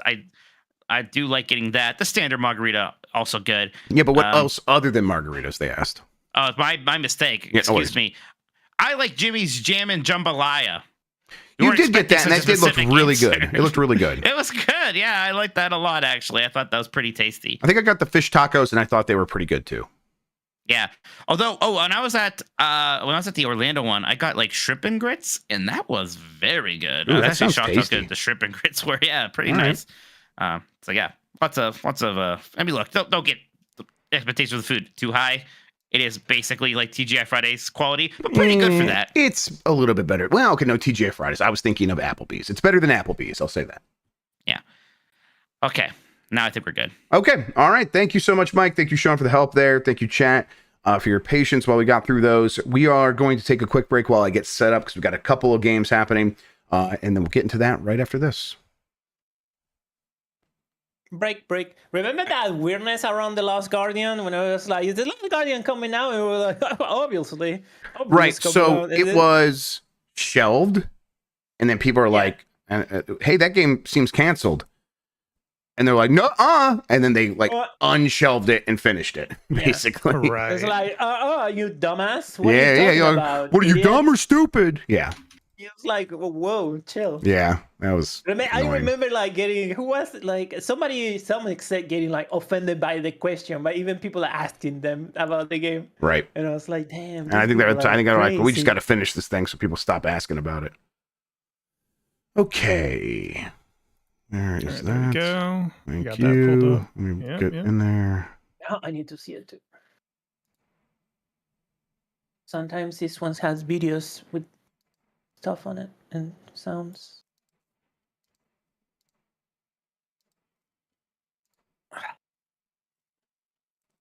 Probably will watch Outlaw Star Alley. And then that and I think Black Lagoon are next up on my classic anime list. Black Lagoon. Yeah, that I watched sequel to Bible Black? Oh, Bible Black. Oh you would know about Bible Black, wouldn't you? Of course. What do you know? I'm a red-blooded American. Oh, I gotta ask Mike when he gets back because there's one of two options. One, he's a pervert. Two, Matt McMuscles loves cracking jokes about it. I'm curious to see if he knows it from one of those two places. Yeah, without a doubt. What was the Matt McMuscles did a new What Happened recently? What was that about? I think I was going to watch that. Ooh, I haven't seen it. Like I've said, I just check in on Matt's channel and binge watch a bunch of stuff because I think he's better about it now, but he was like doing a lot of like Let's Play content, and I was just not into that. But I think now it's mostly the What Happened, so maybe I'll just like resubscribe. You know how to. Oh, he did Suicide Squad, right? Okay. Oh, that's what I was watching from 4 years ago, the Drake of the 99 Dragons one. That was a good one. Yes. Yeah. Were you preparing yourself for something? Yes. I'm like, I want to be ready for this with my tidbits and my input. The inevitability. Yep. Oh. They also announced Slayer on Evo. I love Slayer. Yeah, they did. Slayer.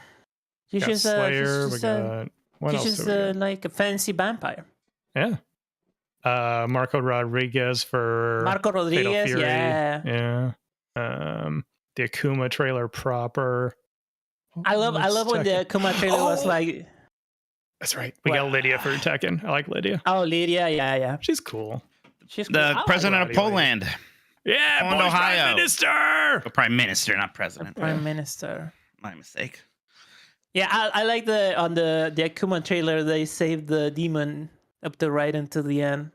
They faked this out. That's good bait. Yeah, they know. All right. I think we are as good as we're gonna get. Actually, let me fix my camera real quick. Bum, bum. You know the actual words to that? Yeah. What is it? It's and a haircut, 2 bits. What's the first? Shave and a haircut. Shave and a haircut. Yes. You're there. Yeah. I only know because of Roger Rabbit. Right. I'm like, I definitely heard it there, and then I heard it a couple more times. I think someone's like, "Oh, shave and a haircut, 2 bits," and then someone sang it on like some sitcom. Is that movie, Mike? Oh, it's amazing. Oh, it's amazing. It's AJ's favorite, and I don't blame Ask him, Sean. Oh yeah. Ask him about the Bible. When we get back. We're ready. Okay. All right. We're ready. Okay. Are we ready? I'll bring it back. Yeah. Let's do it. All right, we're back, and I think we're gonna get into some stuff here. We have the closest to the messy pin, but that means it's not my show anymore. Sean, it's yours. That's right. I'm captain's chair for a little bit here, but first I did want to ask Mike something we were wondering about during the break. Yes. Now, Mike, you are a good Catholic boy. Inquiring minds want to know. Inquiring minds want to know what you know about Bible Black.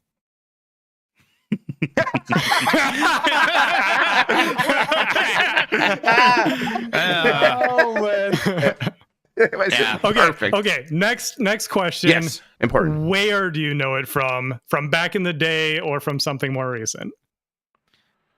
What's definitely relatively back in the day. Okay. We were wondering because Matt McMuscles loves joking about it, so I was wondering if you knew it exclusively. Right. No. I knew about it before the Matt McMuscles videos. Okay. Don't worry. Yeah, but I know about Bible Black. Well, wow, that's the Fudo one. Is it? Oh yeah. Huh. Maybe I know less than I realized. All right, fair enough. All right. Well, it's time. Let's do it. Benji Bob is going to love me segueing straight into this. It's time for everyone's favorite game show within a podcast, closest to the messy pin. We're on volume 23 here, presented by myself, Turbo Sean, powered by Metacritic, and of course, a Benji Bop original. Quick reminder of the rules, since it has been a little bit since we've done one of these. Every round, I'm going to give the guys a certified retro game that is 10 years ago or longer. Their goal is to predict the Metacritic score as it stands on Metacritic.com. We use it closest to the pin scoring system, so the score difference between your guess and the correct answer will be accumulated at the end of every round. If you guess the exact number right, you will actually deduct 5 points for your total score. And at the end of the game, golf rules, golf pun, the lowest total score wins. And of course, the new rule that is not so new at this point, as suggested by AJ Minotti. In rounds 2 through 5, the leader has to go first to prevent Price is Writing. Okay. Boys, I don't remember who the hell went first last time, so I'm going to flip a coin. And it is Jeffrey picking first. Hello. Jeff, I need you to tell me what you think. Prince of Persia, Arabian Nights, on the Dreamcast, released December 6, 2000, with 6 critic reviews, has on Metacritic.com. What even is this? Is this like a port of Prince of Persia 3D? It must be like a different version of Prince of Persia 3D. Man, I have no knowledge of this, memory, acknowledgement of it whatsoever. So this is a complete guess. I'm going to say a 72. That's Jeff. 72. Got it. Yeah, I'll probably go low. I mean, if this is based off Prince of Persia 3D, like I think, which is not very good, I think I feel safer with a 60. 60 low ball. Okay, he does like to throw some lower curveballs, so we'll see here.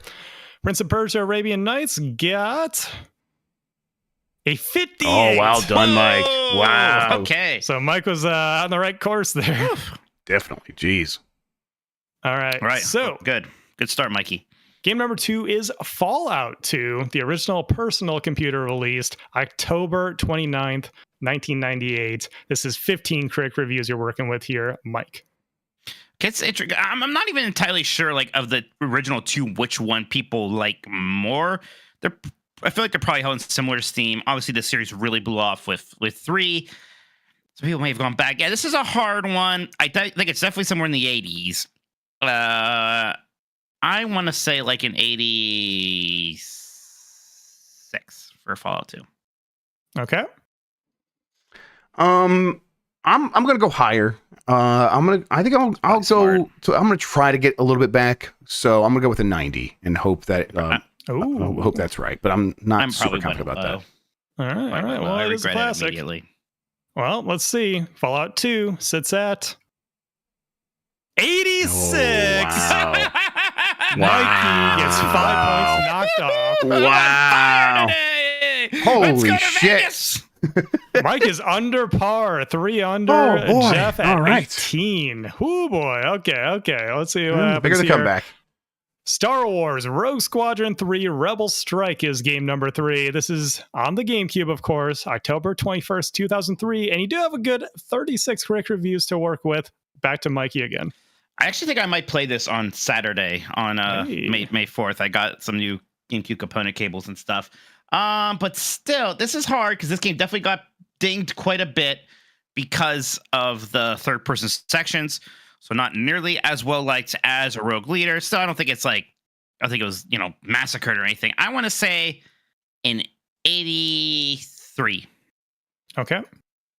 That's definitely right around the range where I want to be, unfortunately. But again, I'm going to try to claw back a little bit and just hope for the best. I'll go with the 79 and hope that people were harsher than I remember them being.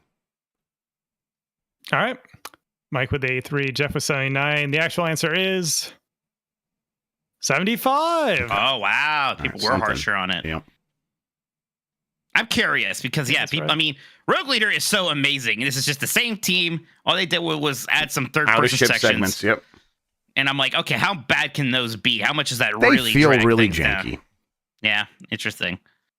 Okay. I'm excited. That's like a classic example of sequel creep. Like, yes, we gotta add 100%, something, even if it's bad. Mm-hmm. Game number 4. Check on the back of the box. Is Final Fantasy VII, released for the PS1, September 7th, 1997. 20 critic reviews, Mike. Wow. Only 20. Gotta be very high. I don't know if it's like all-timer high, but very high. I'm going to say a 95. 95. Jeff. I'm going to hope for all-timer high. Again, trying to claw some back and hopefully get it exactly right. I'm going to go with a 97. 97 for Final Fantasy VII. Yes. Well, Final Fantasy VII, the OG, has a 92. Yeah, wow. Okay. Yeah. And then Jeff, I actually accidentally added 1 extra point, so let me add 4 here. There we go. So going into the last game, Mike has 8 points on the board. Jeff has 27. Oh boy, you guys are making some magic right here. Anybody's game. I said 97, so that we should be 5 points, right? No, I gave you one earlier. You're good. So, okay, got you. We're good. Pikmin 3, the Wii U original release, August 4th, 2013. 79 critic reviews, Mike. God, 79 reviews. That's like all the people who own a Wii U. Yeah. Pretty high, not like insanely high. It's definitely probably like in the higher 80s. I'll go with an 87 for the original Pikmin 3. 87. I'll go with an 83. Going for pride here at this point. Yeah, what else can I do? I mean, I know this is not. I hope it got a 30. Yeah, right. I know it didn't get a 40 or whatever. Yeah. All right. Pikmin 3 received an 87. Son of a The 3!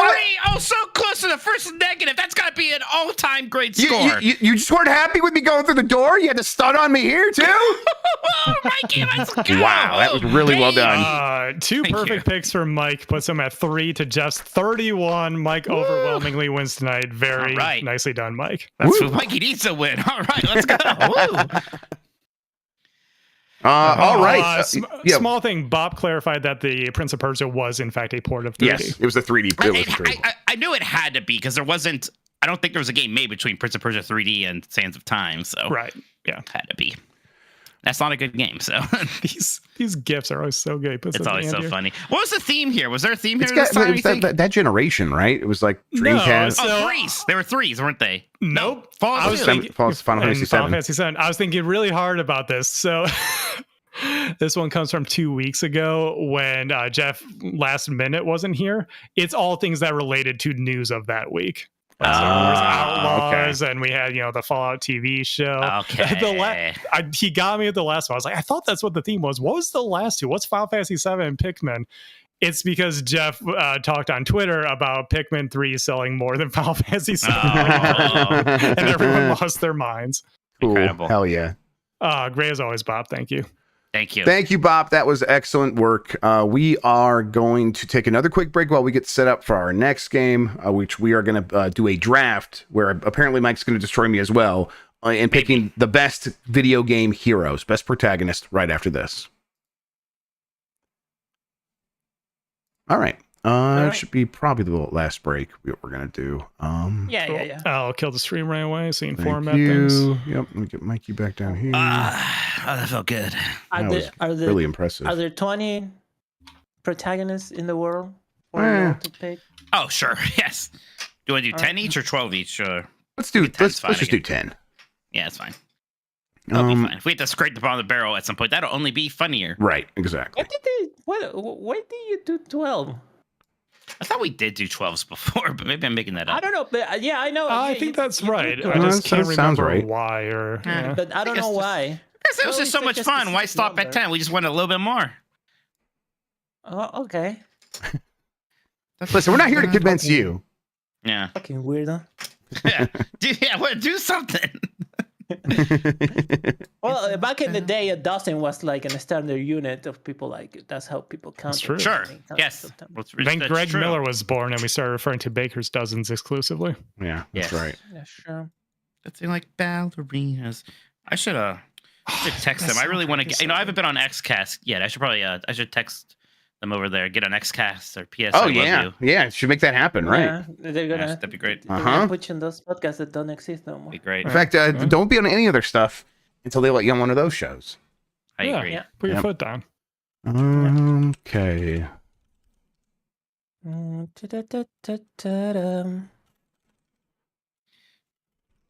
And like ballerinas on the moon night all night long. Been listening to that on repeat.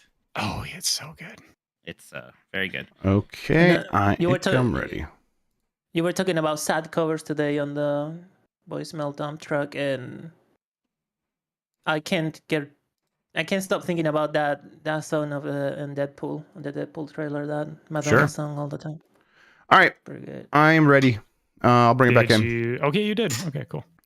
All right, let's do it. And we're back. And what we're going to do now is not a console draft, but we are going to do a draft. And the way this works is me and Mike go back and forth picking something. And then we have our podcast producers vote on who did a better job and who picked the better list and which list would they prefer. In the past, we have done games. This time we are going to do heroes from video games. Mike, what do you thinking in terms of caveats and rules here? I think there's a couple rules. First off, I have the no Goku's rule. Right. Where people who are primarily game characters, so no like Goku, no Mickey Mouse, no Ken Griffey Jr. or Mike Tyson. If they could be in Smash Brothers, basically.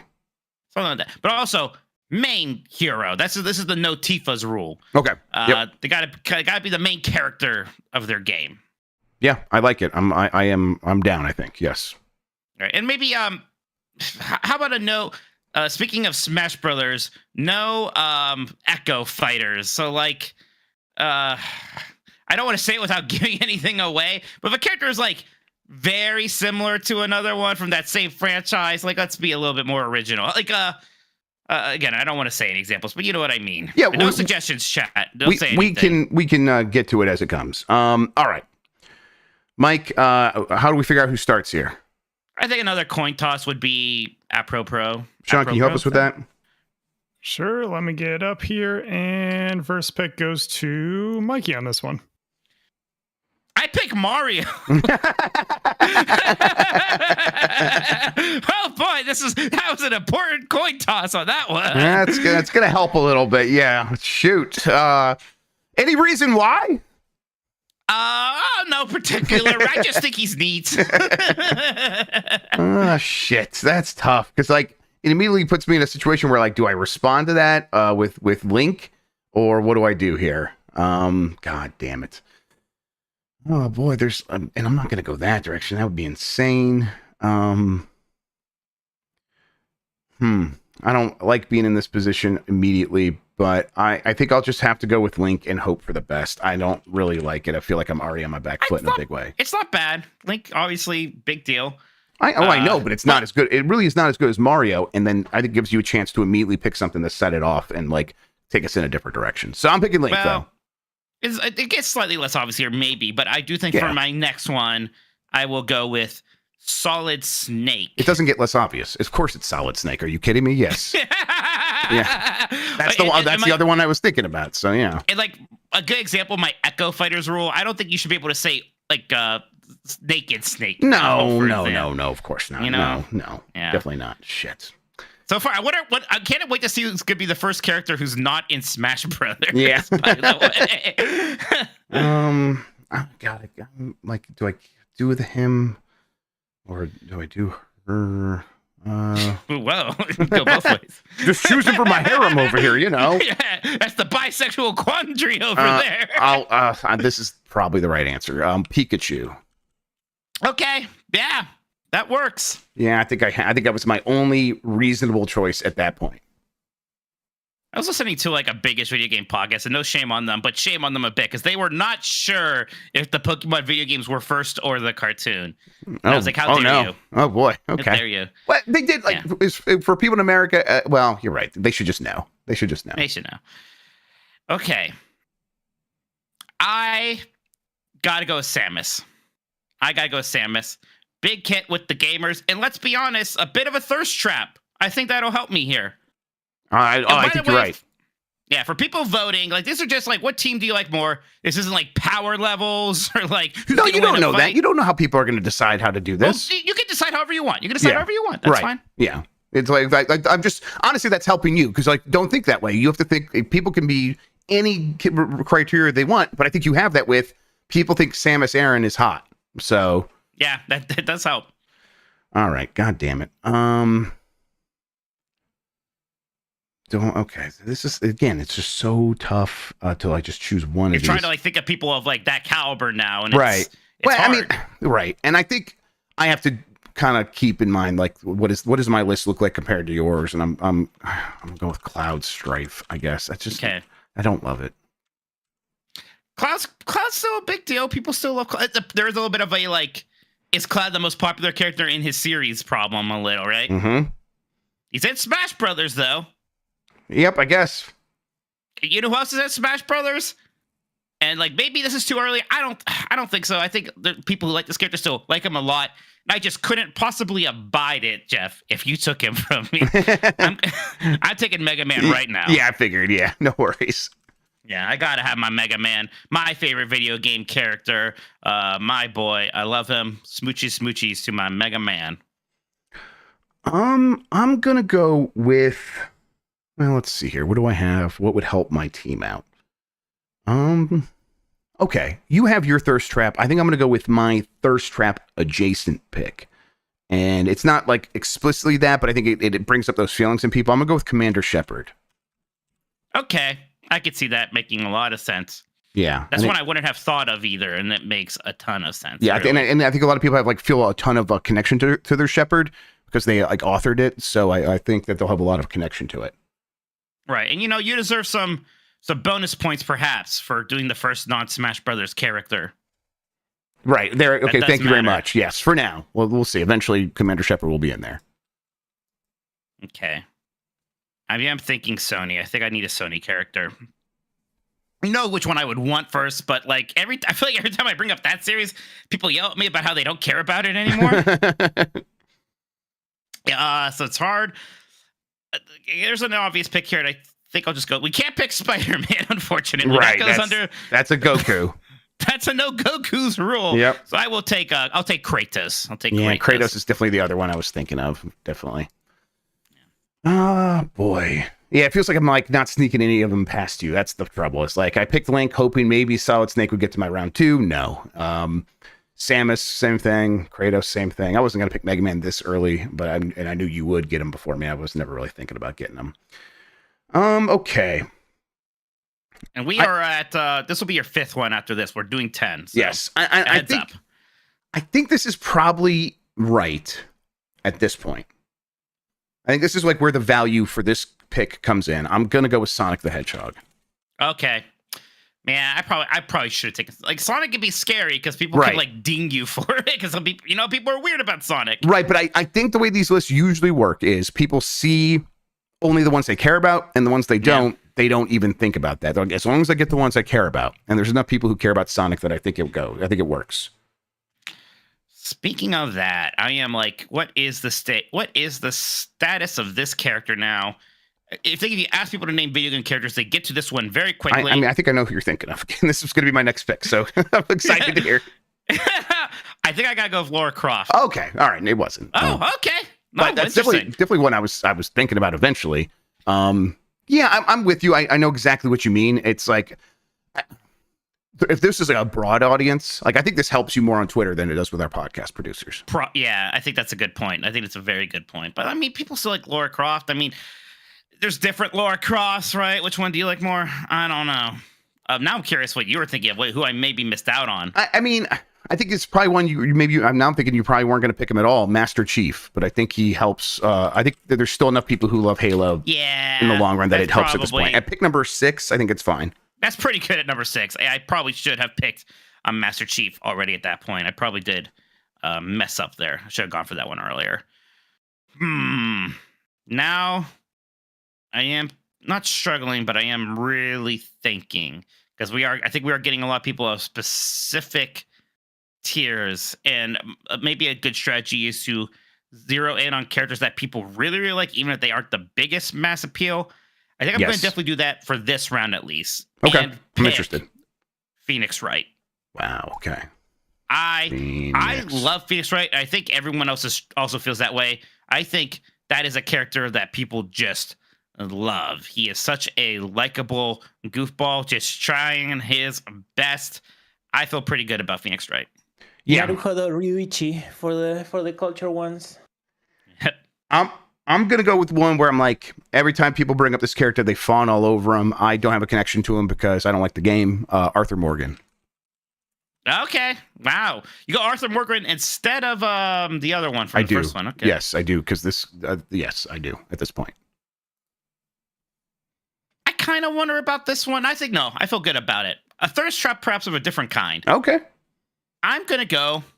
And this is pick number 1, 2, 3, 4, or 5, 6, 7, 8. I'm going to go with Alucard. Oh, wow. I like that. I like that pick a lot. Yeah, I think that is the Castlevania character to go for. I think the anime did a lot to help Alucard. The restraint on Alucard is impressive, right? The fact that they just haven't made another Alucard game, I think it's kind of added to his mystique and kind of character interest in a lot of ways. So I feel good about Alucard. Yes, I think that's good. All right, I'm gonna go with. All right, let me take a second. Let me slow down. Yep. Take your time. Yeah, and think about it. God, there. Like at this point, it's like, man, it really is like a wild card. Are you thinking of these guys? Are you? Will they still be on the table later? Like, will I get more value if I pick like something? You know what? I'm just gonna go. Are you gonna find a fridge magnet of them at a gaming con? Right. Yeah. Right. Exactly. I think I'm gonna go with Ryu from Street Fighter. Not bad. Not bad. I'm like, yeah. I think I don't know. He might still have been there later, but I like him here. I felt pretty good about this one. on round 9. I'm excited about this one, Jeff. Okay, I want to hear it. It's Bayonetta. Oh, I like that too. Yes. I think people, again, as a character, people who like Bayonetta, they really like Bayonetta. Yes, they do. Yes, absolutely. Okay. Taking a second again to think. I think. Okay, how many more picks do we have? Two. You have 2. I have 1. Oh, that's not great, man. Then now I want us to go to 12. I'm gonna go with Geralt of Rivia. Okay. There you go. Get the people do like their Witchers. Wait, is this a Superman? Is this that's a Goku. Yeah, that's a Goku. That's kind of a Goku. Yeah, that's Goku enough. Okay, all right, fair enough. All right, in that case, I'm gonna go with Gordon Freeman. Wait, that's way better pick anyways. Shit. Hey, yeah, you say that, but that's you. I don't know. You're right. I don't know. I'm a boomer. I don't know. Hey, you can go to 12 if you want to. I know we can. We're thinking about it. We'll see. Okay. Yeah, I just like Gordon Freeman personally, so I would have liked having Gordon Freeman, but I think I will go with my boy, Mr. Leon Kennedy. Yeah, I'm surprised it took him this long to get off the board. It took a little bit of a long time. Yeah. I think Leon Kennedy is generally most people's favorite Resident Evil character still. I love his coat. I like Joe's hat, too. Yeah, he has a good coat. Yeah. Yeah. But Leon's a cool guy. What do people think of when they think of hero from a video game? What do they want? What do the people want? What do the people want? God. I mean, I've got to pick 11 ready to go if you want to go to 12. I'm not scared of you. Okay, well, let's do it then. Okay, I'm gonna go with. No, I'm not going to do that. I'll tell you afterwards. Was it going to be E from Stellar Blade? No. Well, that's really funny. I'll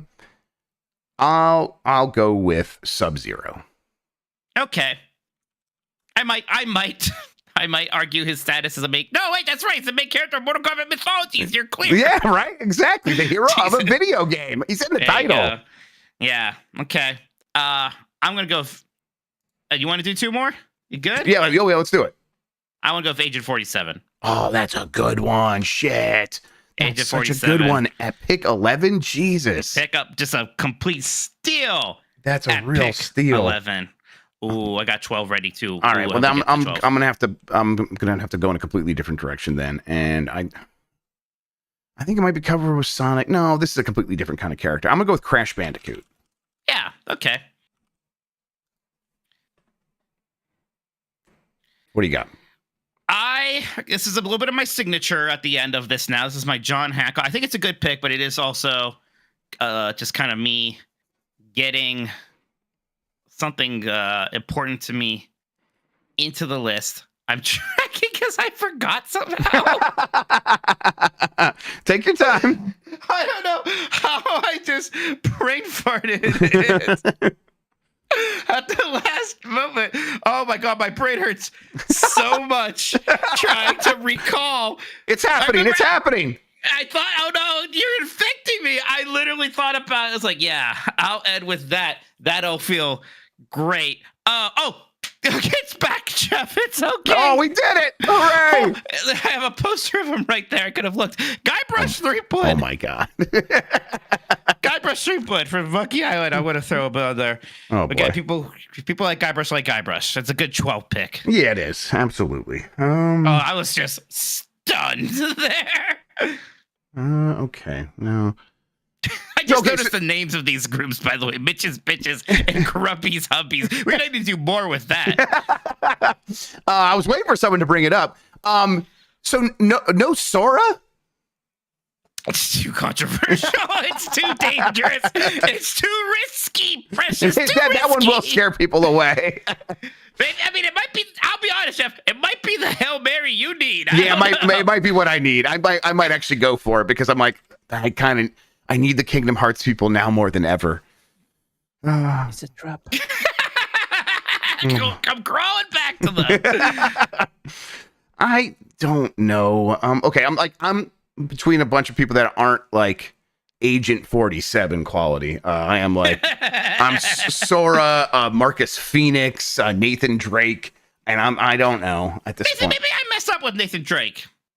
I mean, there's another. I don't know why I'm helping you. No, I'm between all of these. Yeah, I'm like, Nathan Drake is the one that's close. I was closest to, but I'm just not sure. You don't want to do Last of Us character? I was thinking about Joel, or Ellie, but no. Or the golf club. Yeah. I think Nathan Drake is. You should pick Abby. That's a winner right there. All right, I'm gonna go with Nathan Drake. Let's just do it. I think that's a good pick. Yeah, it's fine. I mean, honestly, you picked Mario, and it was kind of an uphill battle from that. Like, I'm like, oh, yeah. Maybe we should have just banned Mario. Mario. No Gokus and no Marios. Maybe we should have just been no Mario allowed. There's something like no women. I picked Commander Shepard. Come on. Okay, so that's 12. Before people start, everyone's already doing it. Don't look at the chat. Real quick. Okay. How do we feel about Alucard under the no Gokus rule? What? Why? He's a Dracula character. I'm just asking because people have brought it up. I'm fine. Just asking. If Jeff is fine with it, then it's cool. If Jeff wants me to do a new one, I'll do a new one. I'm fine. Yeah, Conversely, then I'll ask Mike, how do we feel about Pikachu because he's not actually the protagonist / hero? Yeah, just got to change that. I'm just asking. Detective Pikachu. It's fine. You know what? Fair enough. Cool. I'll get this posted for the podcast so producers. Funny if I was like, that shouldn't of course, that would have been the best. You should have done that, but I just feel like, man, what the hell? My feelings. All right, cool. Oh, 2B would have been a good pick. 2B would have been good for the thirst points.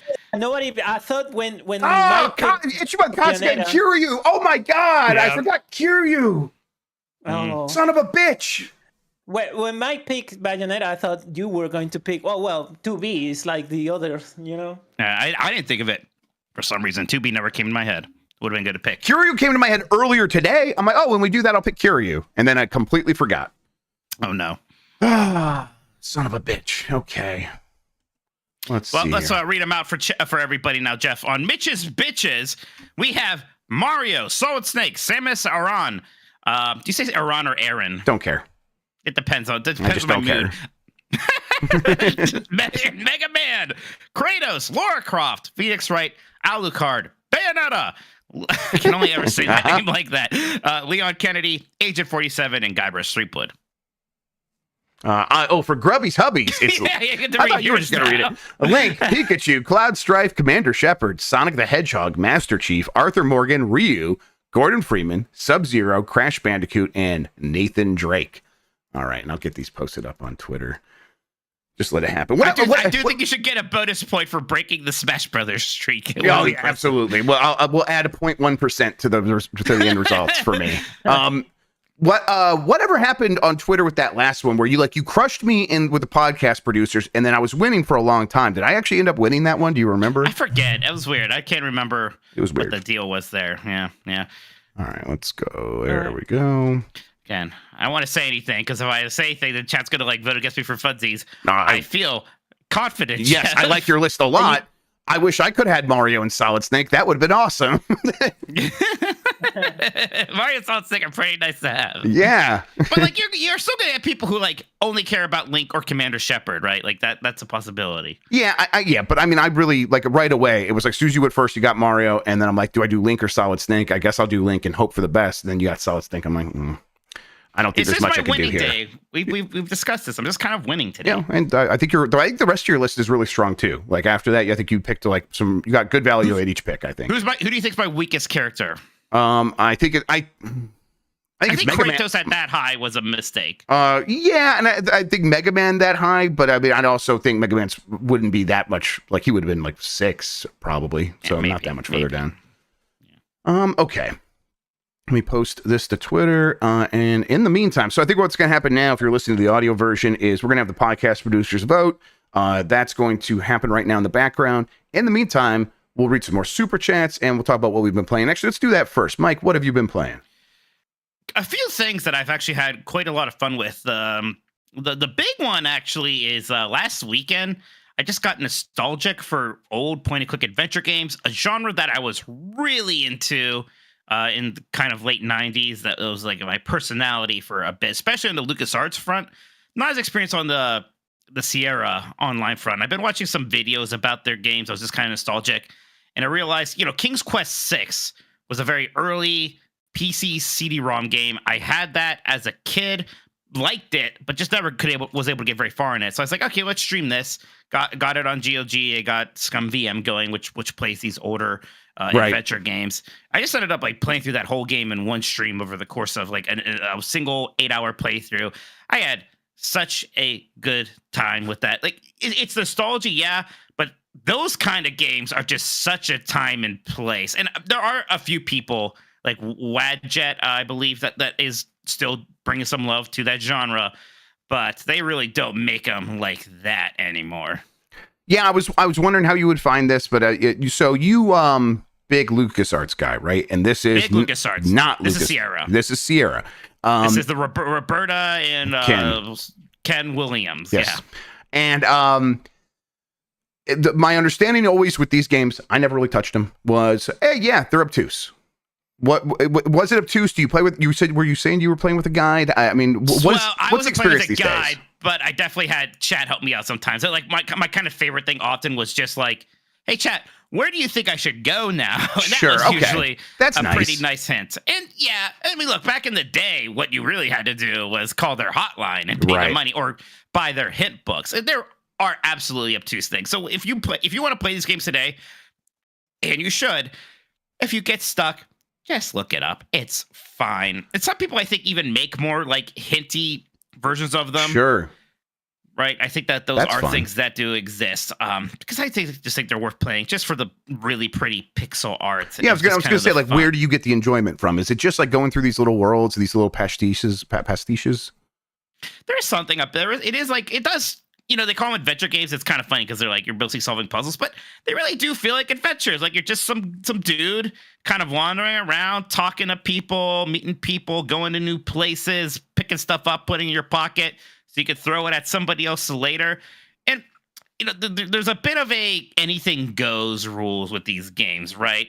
Where it's just like, what if there's a sentient stick in the mud over here? Because that sounds fun.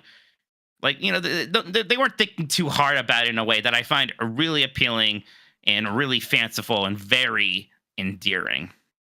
I'm like, I wonder if I'm someone who like doesn't have the nostalgia for it. Like, is this one of those that I could go back to and find some fun with? Or should I just stick to like the really biggest hits? Should I just go back to Day of the Tentacle and call it a day? You should. Yeah. Like Day of the Tentacle is just so much more approachable because of that remaster. Going to play King's Quest 6 now, that would not be the first stop if you were trying to like get into this. You should go play Grim Fandango, right? Or Day of the Tentacle or Full Throttle. Those are all three ones that got remasters not too long ago that run great on modern platforms. And I think all those versions even have like built-in hint guides now, or at least something like that. So 1,000,000%, that would be where you start. Then if like you really like that, because there is a ton of stuff. There's a ton on the Sierra side that I am really excited to check out that I have kind of missed before. There's like a lot of mystery based ones that I haven't played. There's Gabriel Knights into the Fire, supposed to be one of the best ever. I haven't really played that, so I want to dive into there. All the Space Quest games, which are a lot goofier.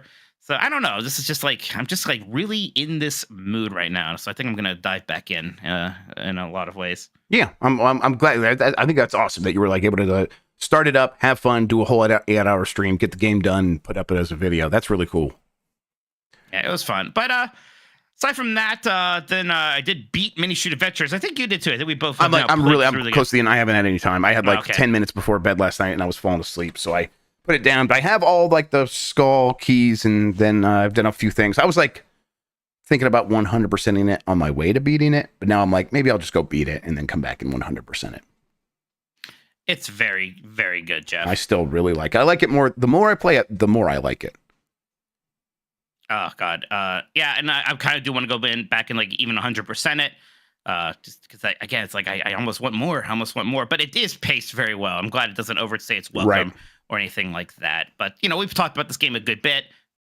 Mini Shoot Adventures is absolutely one people should check out. It's only on Steam right now. Yep. It's great. And that is what I've mostly been playing. Oh, you got more stuff. What else you have going on? One more. I actually did start up Stellar Blade. Oh, that's right. Yeah. I was watching you play that. It seemed like a good time. I played it a little bit too. I've enjoyed it, but it seemed like you were enjoying it as well.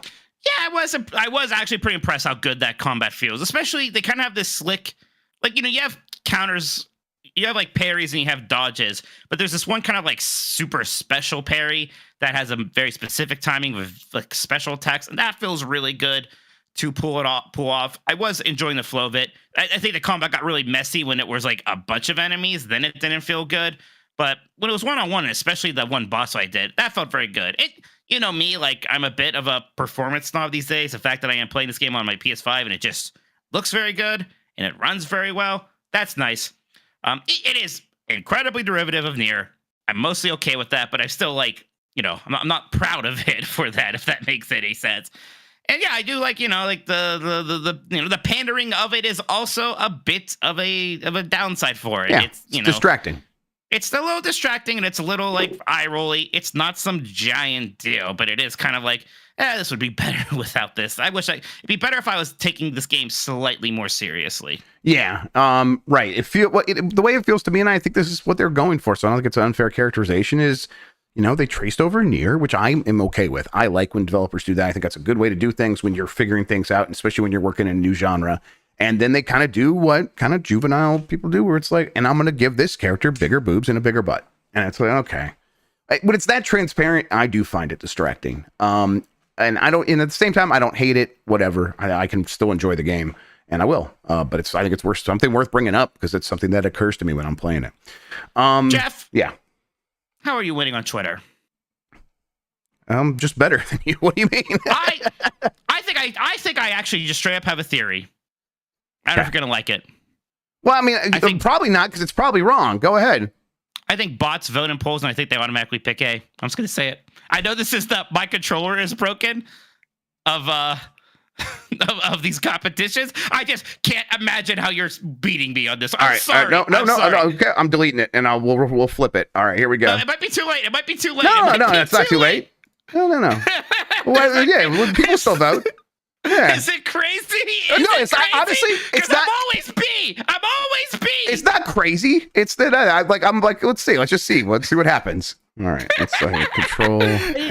You don't always lose though on Twitter. I feel like I do. I'm just trying to make sense of it.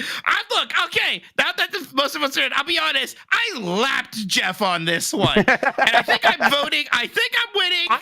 I thought so too. I'm not surprised you won like by 10 points on the YouTube poll right here. Right. That sounds right. 9 to 10 points. And then I'm like, that's the best I get is a 10-point lead on this. Well, some people are going to like Link and Pikachu a lot like that. Yeah, I mean, come on. Yeah, you're right. And I don't. You guys, a 10-point spread is massive. What are you talking about? I guess you're right. I guess you're right. Well, all right. It's more than that on Twitter. Then you have like a 17-point spread on me. On Twitter. Okay, that's Twitter is a like refresh because it's like I don't know how well the math works on. It's broken, but every time I refresh it, I am winning, but I don't know. I'm not always winning by that much. I got a comment. What the fuck is a Guybrush Threepwood? Jesus Christ. God damn it. These Mega people. Man is kind of crazy too.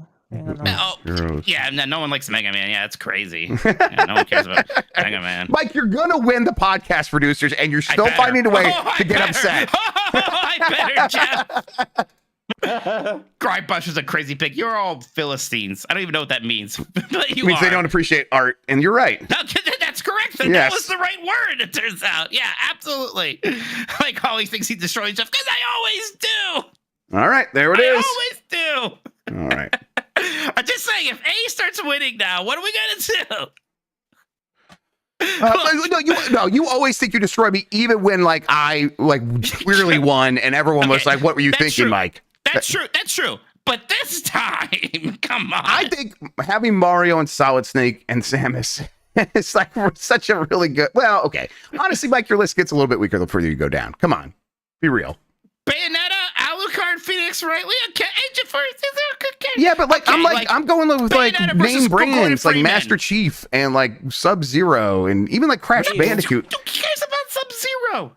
I mean, a lot of people. Mortal Kombat's the best selling fighting game ever made. People. Yeah, it's not because people love Sub-Zero. That's not a boomer pick. Sub-Zero. Oh no, it's definitely a boomer pick. I just think it's like really broad. Is what I'd go for. I want the podcast producer results right now. Okay, wait, hang on. Let's refresh this Twitter one real quick before we get I just had to point out, Nikki said the funniest thing on Twitter.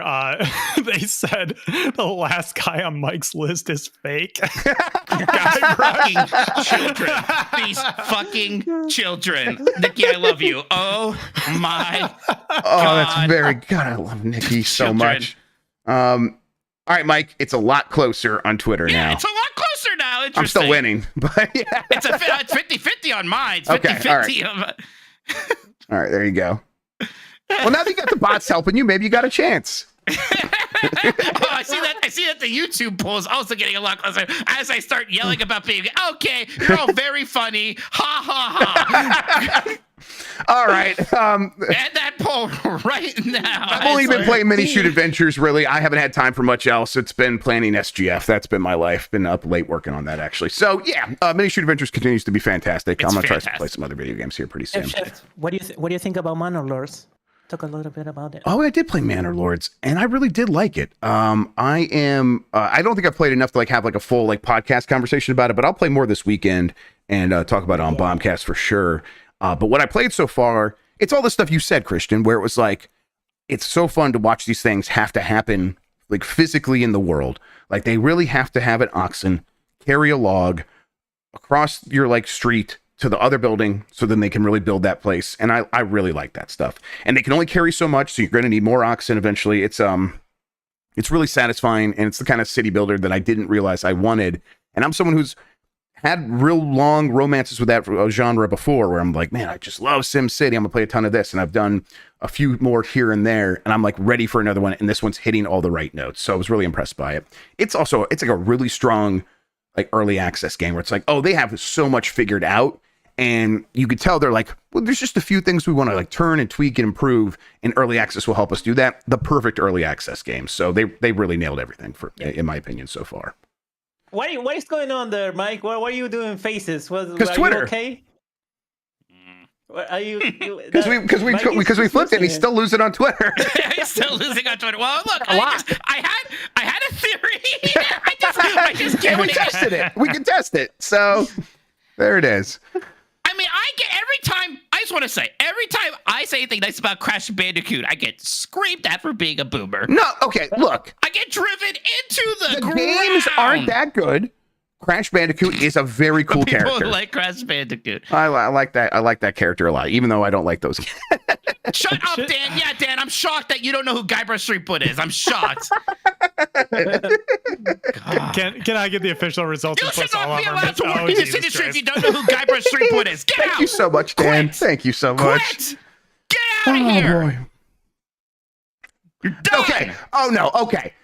So you've thrown your fit, Mike, and you know that we haven't gotten the Discord results from the podcast producers yet. You are not allowed to be they just wanted to watch me lose. It was your choice to throw this fit over the Twitter poll. That doesn't matter. You're not allowed. Okay, I still think you're going to win because I like your list better. Just like always. It's a better list. Yeah. It's a better list. But let's find out. Okay. Boys. First of all, I can see the results as they come in. Nobody has voted in podcast producers since Mike went on his tirade. Okay. All right. Cool. Thank God. So the results are untainted. You guys can go change your votes though, right? If they wanted to. So. All right. I should probably close this pretty quickly here. I'm just joking. I'm joking. Don't do that. Okay. I would like to point out, just for the record, I think Mike absolutely smoked Jeff. Oh, yeah, no. I agree. Podcast producers. No way. Don't. Made it very close. We're going to cancel this game if I lose. With 52% of the vote. Oh, Mike definitely won. Come on, just say it. Mike won. Yes. Okay, God. There you go. I had 911 ready. I was about to have a heart attack and die. Congrats, podcast producers. You get to live another day. Honestly, you would have snatched the loss from victory with Mario and Solid Snake. Come on. That's such a strong start. Yeah, the other ones were good. The other ones are okay. The votes were 20 versus 22. Okay. Well, oh my but god! You know what? Maybe we can. Maybe that's too close to call. Let's go with the Twitter results here. Shut the fuck up! It's Jesus Christ. Let me refresh that one more time. 259 votes, and look at that. Option 2's winning. All right, weird. My Congratulations on winning, Mike. I'm not happy. Don't fuck you. That happens. That's honestly the most frequent result recently. You win and are not happy about it.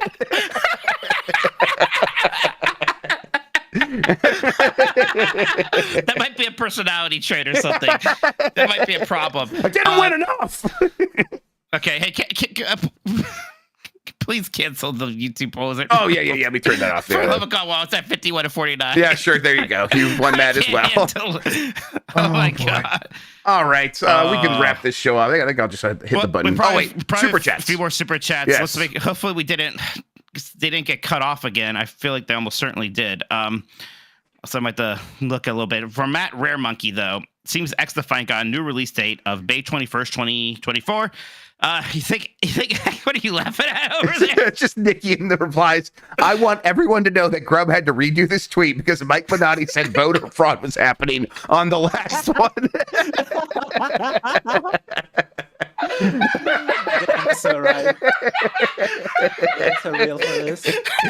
I'm still like a psychopath if you put it like that. I have a theory. If there's water turning the frogs gay. I was just trying to make sense of it. I was just, oh no. Boy. This is how you get a January 6th, isn't it? Yep.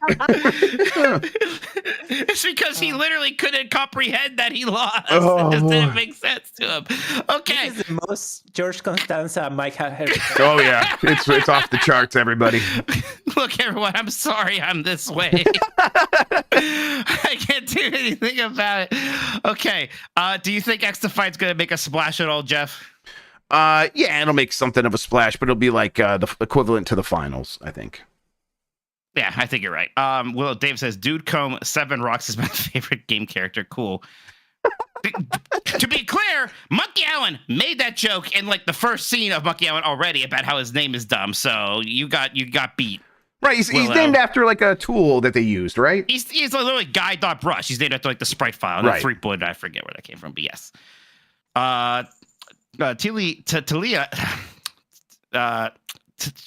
How would you say this one? I don't have it up. Let me take a look here. Taliax. Oh yeah. Says. There we go. Settle it. And thank you for the first super chat. I'm sorry. I'm stupid. I can't say your name. Settle it in Smash. Wasn't that an ad campaign? Yes, it was. And I'd rather not. He'd rather not settle it in Smash. That would go poorly. That would go very bad for me. My kids are playing a ton of Smash Brothers constantly. I should go trounce them in it. Yeah, you should really put them in their place. That would be good. I don't know if, Sean, you're able to see any other ones we might have missed. A couple slipped through the cracks here. I got them. Whiskey Samurai says, I'm having a Colorado night and playing arcade beat 'em ups. Any faves or hidden gems? So like the Hook game, right, based off the Robin Williams movie, is pretty good on consoles, but they also made a Hook beat 'em up that looks really fun that I would really like to go play. So check that out. The Cadillacs and Dinosaurs from Capcom is another one that we never got like a port of, which is a shame. Simpsons is a classic. You probably know about Simpsons, but what's the Lucky and Shoot, the one where you drive and shoot, and you can have your partner shoot while you're driving? I like that one a lot. Yeah, that's not a beat 'em up. Oh, I'm sorry. I just heard arcade game. I was still reading Nikki's tweets. Sorry. That would hold up in court. Yeah, thank you. I think it would. Yes. All right. Nikki's. They're good tweets for what's worth. They are pretty. God. They should do that for a living. Mm-hmm. Hitch says, Jeff, please tell me the Gears collection is real. Oh, I don't know. I have no idea. No, I'm not committing to that. No way in hell. Okay. And the last one here, the Andrew 13 says you guys need to do these drafts snake style. Yeah, maybe that would be more fair. But apparently Jeff doesn't. Well, I guess he did lose, though. I guess he does need to help a little. Yeah, it's like when there's only two people. Like, okay, so the snake style would be like you go first, then I go twice, then you go twice, then I go twice. I think after you go twice, it just is then done. Snaking. I don't know. Okay. Yeah, I mean, listen. Yeah, That's how it would work. You alternate between 2 and 2. Really? Listen, I would love to get Solid I don't Snake. That would have definitely changed things for me. Solid Snake style. There you go. Yeah. But no, I'm fine. I'm fine with this. This is fine. Any other super chats? Nope, we are all caught up for the evening. Thank you, Sean. Thank you, Mike. Appreciate it. There are 6 Monkey Island games. Yeah. Right? They're formulative. They're 6.5 you count Sea of Thieves. I mean, the new one just came. Yeah, Guybrush Threepwood was in that Xbox showcase or long. How you guys not know Guybrush Threepwood is? Mike, are you being for shoot about Guybrush Threepwood?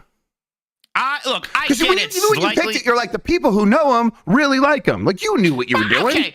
I knew it was a bit more niche. I didn't realize that my peers wouldn't know who he was. Like, it's a lot closer on Twitter, by the way. Dan admitted in the chat he knows who that is. He just thinks you're a fucking nerd. Look, that is absolutely true. That is one movie. It is getting closer on Twitter. The bots must be voting now. For the bots are coming in. There it is. Yeah, I'm with you on that. That was a good theory. That was a good theory. Oh boy. Okay. All right. I almost did pick Doom Guy, Jeff Dunham. I really thought about Doom Guy for my last pick. All right, Mike. Anything else we should talk about, or should we get the hell out of here? I think we've done enough damage. We have, definitely. Sometimes you know when you've recorded the worst podcast of all time, and here it is. Yeah. Once again. All right, Mike. What do you got happening? Where can people find you? Tell them about 90s Disney again and all that good stuff. New episode of 90s Disney, 90sdisney.com. It's about Honey, I Shrunk the Audience, a 3D film based off the Honey, I Shrunk the Kids franchise that was actually terrifying. It scarred me as a kid. Check that out. Streaming on Twitch, twitch.tv/Tokoto. Like I said, probably do something on May 4th. Probably play some Rogue Squadron 3 Rebel Strike. I think it'd be fun. I'll be watching. It'll be a good time. Everyone tune in for that. And yeah, tomorrow, Giant Bomb. I'm gonna play some. I think the plan is still Fortnite, the new Star Wars skins for May the 4th on May the 3rd. So we'll do that. There will be a Power Bomb cast later that day. Earlier this week, of course, I did start playing Daikatana on Blake Club, all gimmicked up. Don't miss that. Go if you haven't watched that yet. Go over there right now. As soon as this is over, click on that and watch that. God, we did a demo derby a couple weeks back. You should watch that. Lots of fun stuff happening over on Giant Bomb. And then, of course, support us. Patreon.com/GameMess. Seen some people come in recently in the last couple weeks. Quite a few people joined up. Means a lot. And there is that new $2 tier if you want to join the Discord. That is available to you now. Hello, bros. Next week. Yep. Jeopardy. When are we thinking we're going to be doing that? Jeopardy will be next Friday. Next Friday. Game S6. I think it's next week. Everybody. Games Club as well. Game Club next week. It all happened next week. Yeah, it's going to be a busy week. Something might slip, but we'll try to make it all happen next week if we can. Thanks for watching, everybody. I don't know. Anything else, Mike? Any plans? Any butter from the nose? I think I have to go. I think I have to socialize tomorrow at a drinking establishment with people. That sounds fine. That sounds okay. I'm gonna try to get all these ticks out of my yard. All these John Romero ticks. Yeah, they wanted to go swimming, but I think it's gonna storm. Oh well. Oh well. Thanks for watching, everybody. I thought my life is a bummer. My life's good. Don't be upset. I beat it. Oh, you beat it. We all come. Right.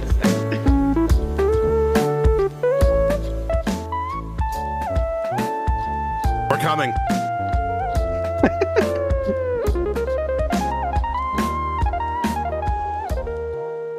Oh, let's freaking go. It took me 11 and a half hours to beat it. All right, Master Jeff. Chief Let's do each other comes- here. Okay.